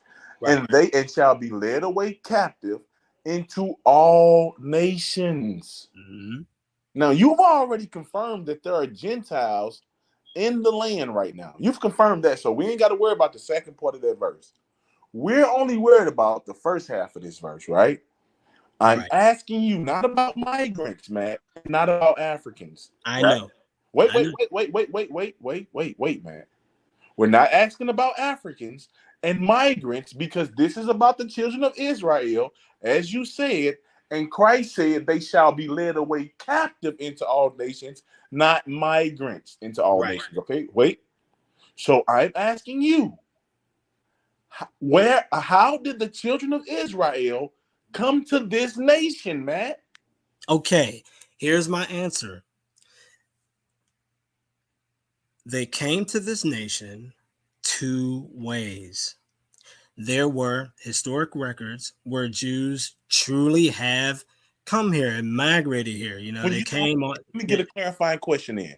Okay, go ahead. Jews, do you mean white Jews who we're talking about the Gentiles, or we're talking about Israelites? Okay, how Yeah, did Israel? that's right. I'm getting there. I'm Okay, answering the question on both angles. If you would listen, I'll go ahead and answer it. I'm trying to get there. Now, again, you have Jews that have migrated to America, whether you want to believe that they're false Jews, true Jews, quote unquote, all that stuff. That's a whole other topic.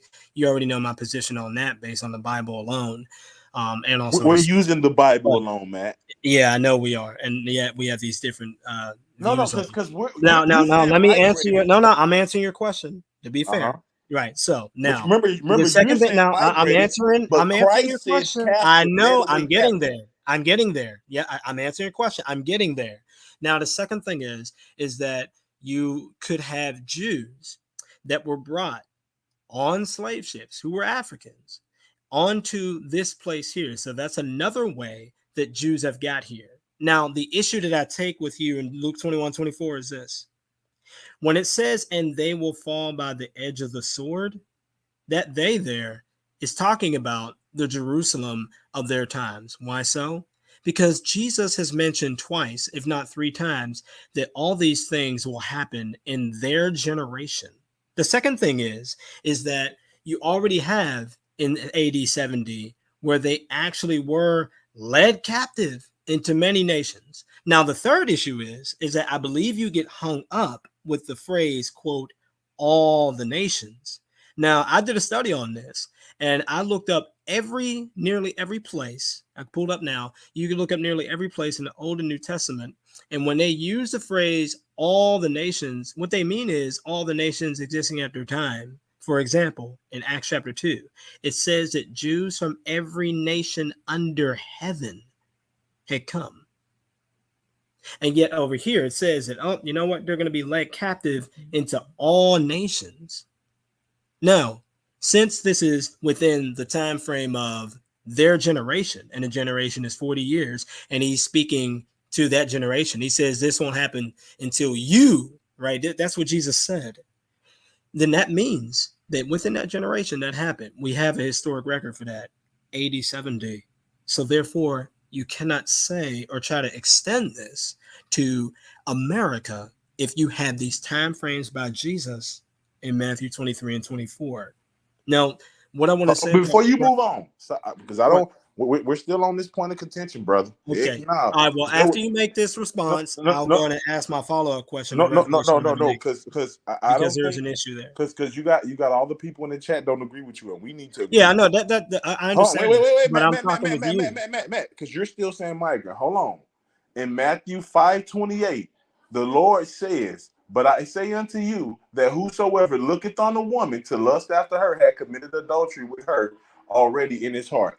Is this only for the people alive in that generation at that time, or is it for us today as well?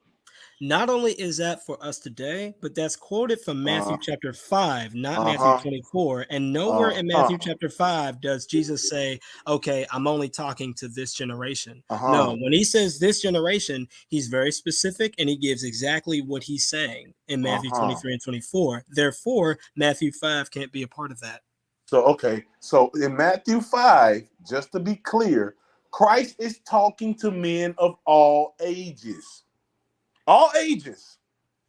Not only, Matt, that. wait. Okay. So Christ in one section of the Bible is talking to men of all ages. Yes. But yet, when we go to Luke 21:24, he's only talking about the nations in those ages.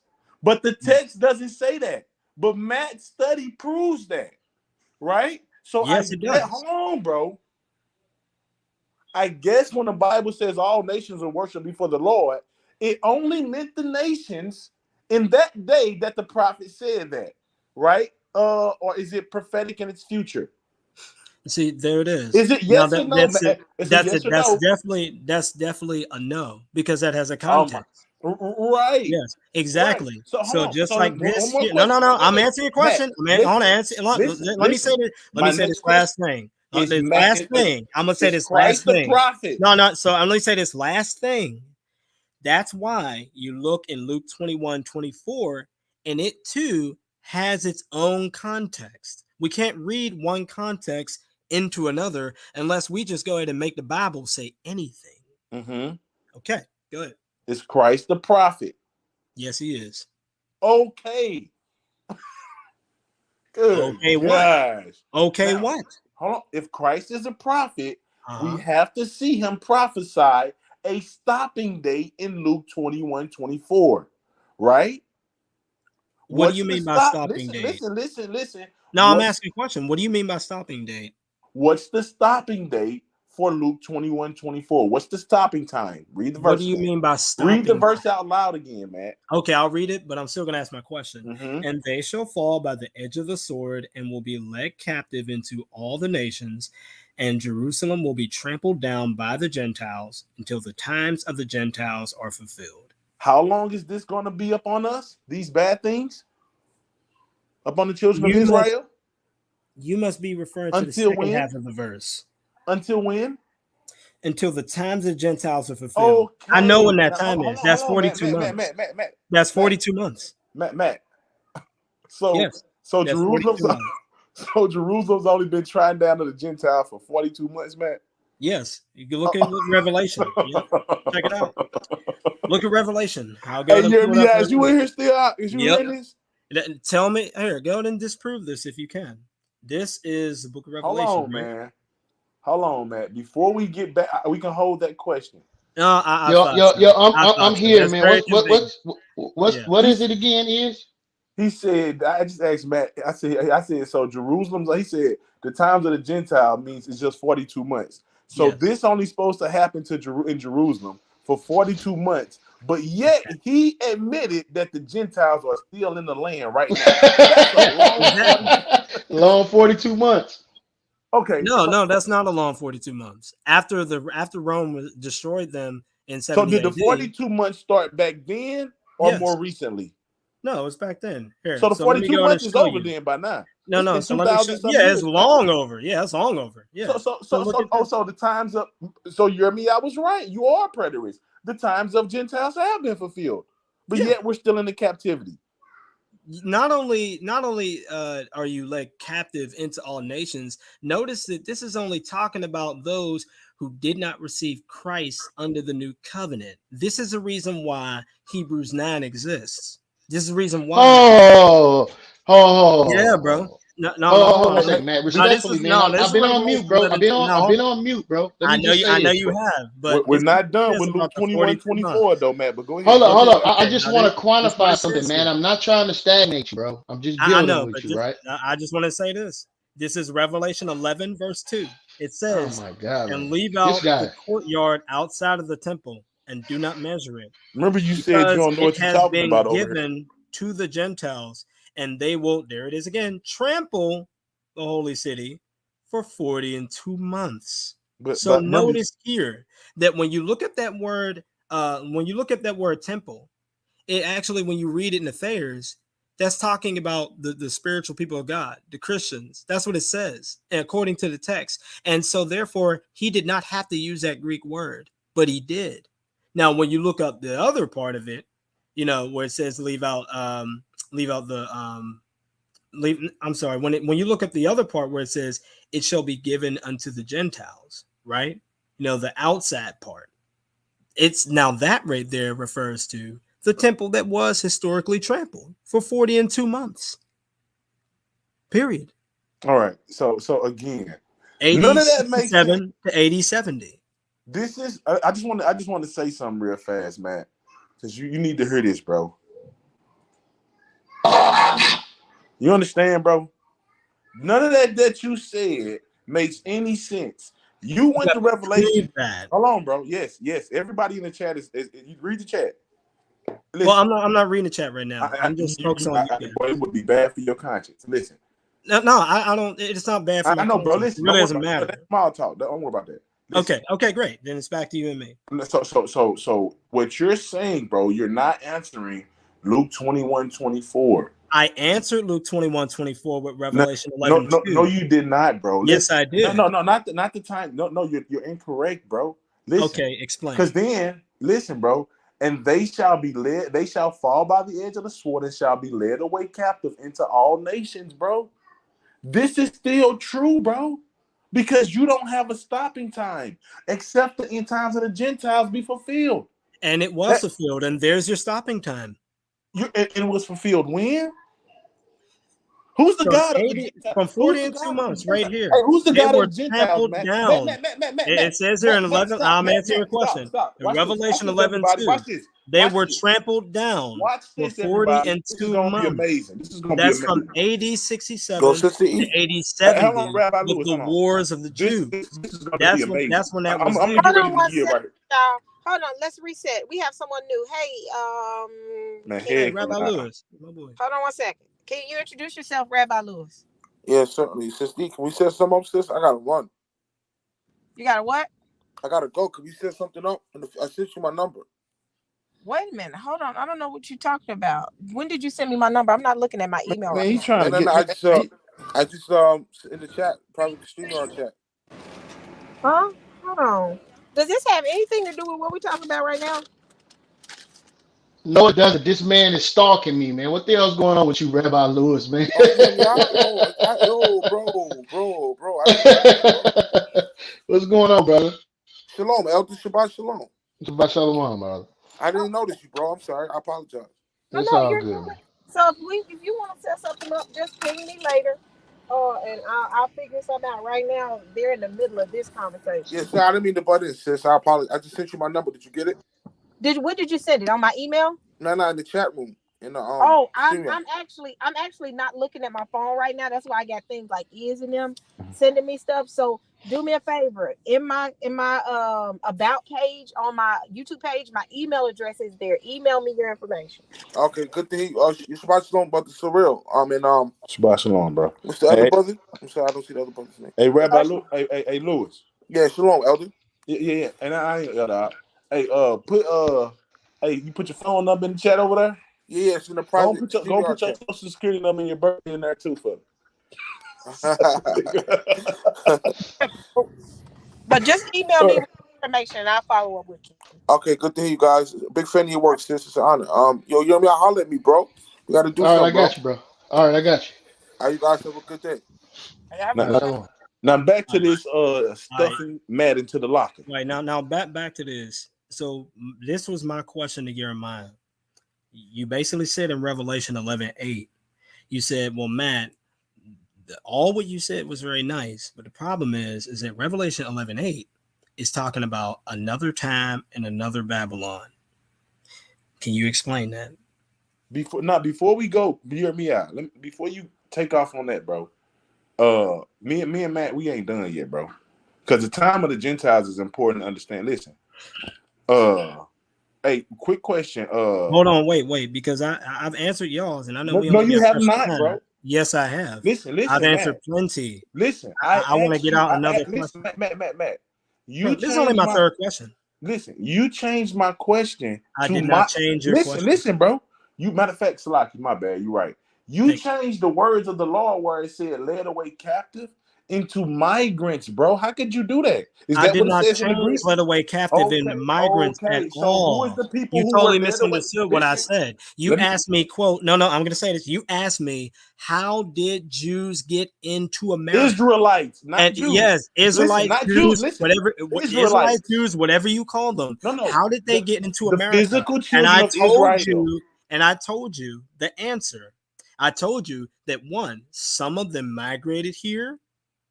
Two, some were brought on slave ships because there The were Bible don't say that they migrated, bro. So don't stop saying that. once again, the Bible does not have to say that they migrated. You just asked me, how did the Jews get to America? The Israelites. Yeah, okay. How did the Israelites get into America? You asked me, and I told you some of them migrated here. Can you Right? show me that Some of them flew historically? here by plane. Can you show me that historically? Where No, Israelites? Is you don't need to show them historically. The Bible don't say that they migrated somewhere to all countries. The Bible said Exactly, that. because it's not What do it talking say? Is It said, and they shall fall because by it's the not edge of the talking sword about and shall be led away right, captive because it's into not so. all talking When nations. was about the Jews listen, migrated here. Matt, listen. When were Bro, they led away Listen, in when were 70 they led AD. away captive into America? Never. Led of the way captive, edge of the sword, never. That's not even what Jesus is talking about. Again, he said that these things will I thought happen it in said their to all generation. nations. I Bro, thought it it said says to in, all nations. I already told you that when you look in the Old and New Is Testament, America a I already nation, told you that, Matt? I already told you that when you look in the Old Is and New Testament, America a nation, Matt? I already told you that when you look in the Old and New Testament, they use the phrase all nations to nations.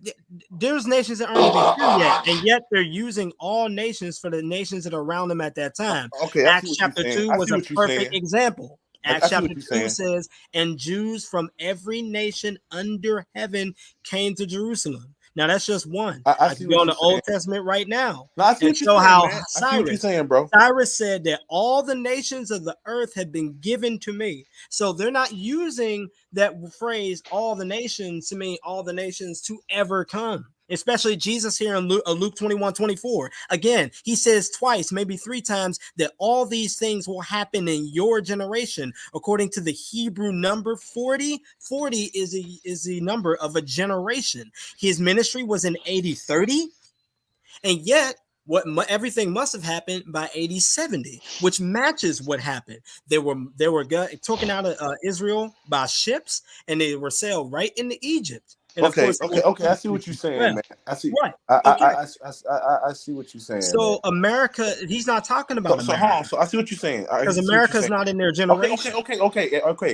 All But right, is good. So I want to go back to let my me okay, question about Okay, I Revelation got you. 11. Now let me ask this question. No, Let me. hold on. No. We're Now done. listen. I listen to It you. is to be honest with you, bro. I'm gonna ask this Revelation Listen. 11:8 question. Listen, Jeremiah, bro. Listen, bro, y'all already dealt with you that. can hold it, bro. Be Is honest, you can hold it, America bro. a nation, You man? can, bro. You can hold it, bro. Is America a Revelation nation? Yes 11:8. or no? Jeremiah, if you're listening, my Listen. question was, They said you're a my bully question in the was, chat, bro. man. They said you a bully, bro. No, Is I'm America not a a bully at nation? all. I'm being bullied. But anyway, Revelation 11:8. Hey, you hear me You out, man. Ask said, that man, is America bruh, a nation, bro? bruh, bruh. I already said yes. America is a nation. Now, anyway. Okay, it's over, man. It ain't It's over, over, bro. man. I already told you that's not what he's talking about. So so this generation was America. America was around during that generation, It's bro. over.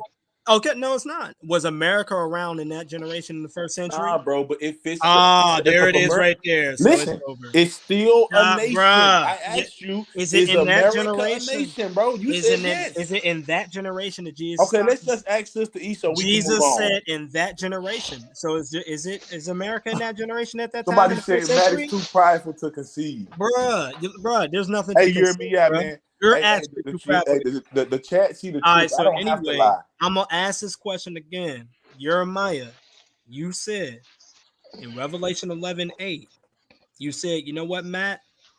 This right here in Revelation 11:8 can't be talking about Jerusalem. You know, you can't do that, Matt, because Now this we is said that another is talking about Babylon. Jerusalem. We Bruh, just answered bruh, that. I'm talking to Jeremiah. I know, He's but his I'm own telling you, man. we He just can answered speak for that. himself. He's listening very carefully. Thank you. Love you, bro. No, you don't. Quit lying. No, I actually do. I'm serious. Well, why you won't All right, listen to the bruh, truth? bruh, Tell me the bruh, truth. let me, bruh, calm down, bro. Come on. Don't tell come me on to now. calm down. Come on now. Listen, tell me the truth. Anyway, you said that this is another Babylon for another time. Can Hey, you listen, explain that? Is can quantify that. That's his point of view. No, Go I ahead, would like Is. for you because you said that. So The I man like said he don't want to talk to you. Quit stalking him, bro. now. If I said that, y'all say I'm running. But go ahead. Okay, man. Good gosh.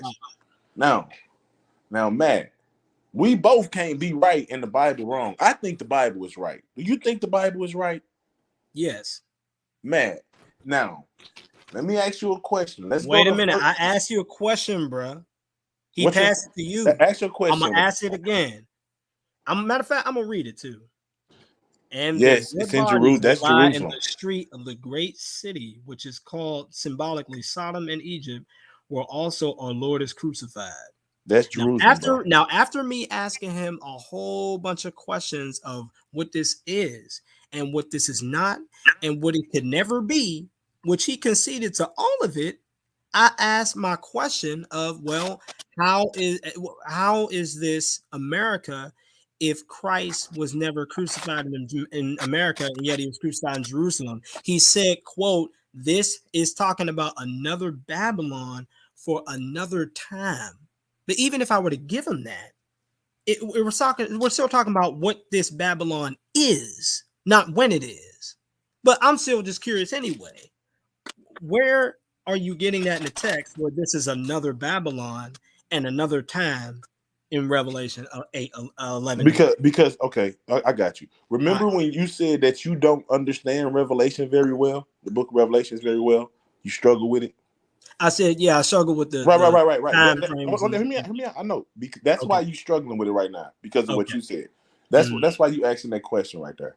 You're struggling with it, bro. You said it out of your own mouth. I'm still waiting, bro. I'm still waiting for an answer. So to your question, bro, that's another timeline that we explained in the last video that you can go listen to, Matt. Is that okay? I'd like for you to explain a piece of it now. Okay, let me ask you this: what will be going on in the world when all that takes place, man? Bro, I'm asking you. I have to ask you what's going. I'm asking you. This question is not going to lead to the answer. Do you have any clue when this is? Your question and your question to me is not going to lead to answering the question. Can you please just answer the question? If you can't, it's okay. Let me read it to you. That's what we'll do. How about that? Go to 2 Thessalonians chapter 2, verse 1. Okay. It says here. Now we ask you, brothers, concerning the coming of the Lord. Can you read the KJV, bro? You mind? Sure. Yeah, no problem. Okay. Hey, Matt, you're a Gentile. Here. Now we beseech you, you're a Gentile, right? Yes. Now we beseech you, brethren, by the coming of our Lord Jesus Christ. Hold on, before you start gathering together unto him. Because it's something that go into this. Hey, how did your ancestors? Bro, I'm not even going to answer that. I want you to answer Revelation 11:8. We're going to do this first. Oh my God. We're going to do this by order, bro. Go ahead, let's go. All right. Now we beseech you, brethren, by the coming of our Lord Jesus Christ, and by our being gathered together unto him, that ye be not soon shaken in mind or be troubled. Hold on, stop at verse 1. Right. So how does verse 1 show that Revelation 11:8 is another Babylon for another time? Matt, I'm trying to let me hey no. Let me drive this car, bro. Okay, go ahead. Slow your roll, youngster. Slow your roll. Hey, stop doing that. Stop sunning me. Stop doing that, please. All right, let's go. Now let's just deal with the information. Okay. Let me drive this car, man. Can we just deal with now? We beseech you, brethren. Is Paul a Hebrew? Yes, Paul is a Hebrew. Okay. By the coming of our Lord Jesus Christ. That's Hebrew. That's our right there. It's talking about the children of Israel right there. And by our gathering together unto him. Correct? Now, Incorrect about the children of listen, bro. Israel Listen, because he that's mentions the statement. Gentiles, Listen, but bro. you're correct Listen, about I'm getting gathering to my together point, unto bro. him. We're gonna read this. I'm answering your question, bro. I'm gonna say it again. Incorrect about the I'm trying to show you Israelites the timeline, because bro. he mentions the Gentiles in his passage. Oh my and God, yet you're bro. correct about the gathering unto him. Right, man. Let me just finish, bro.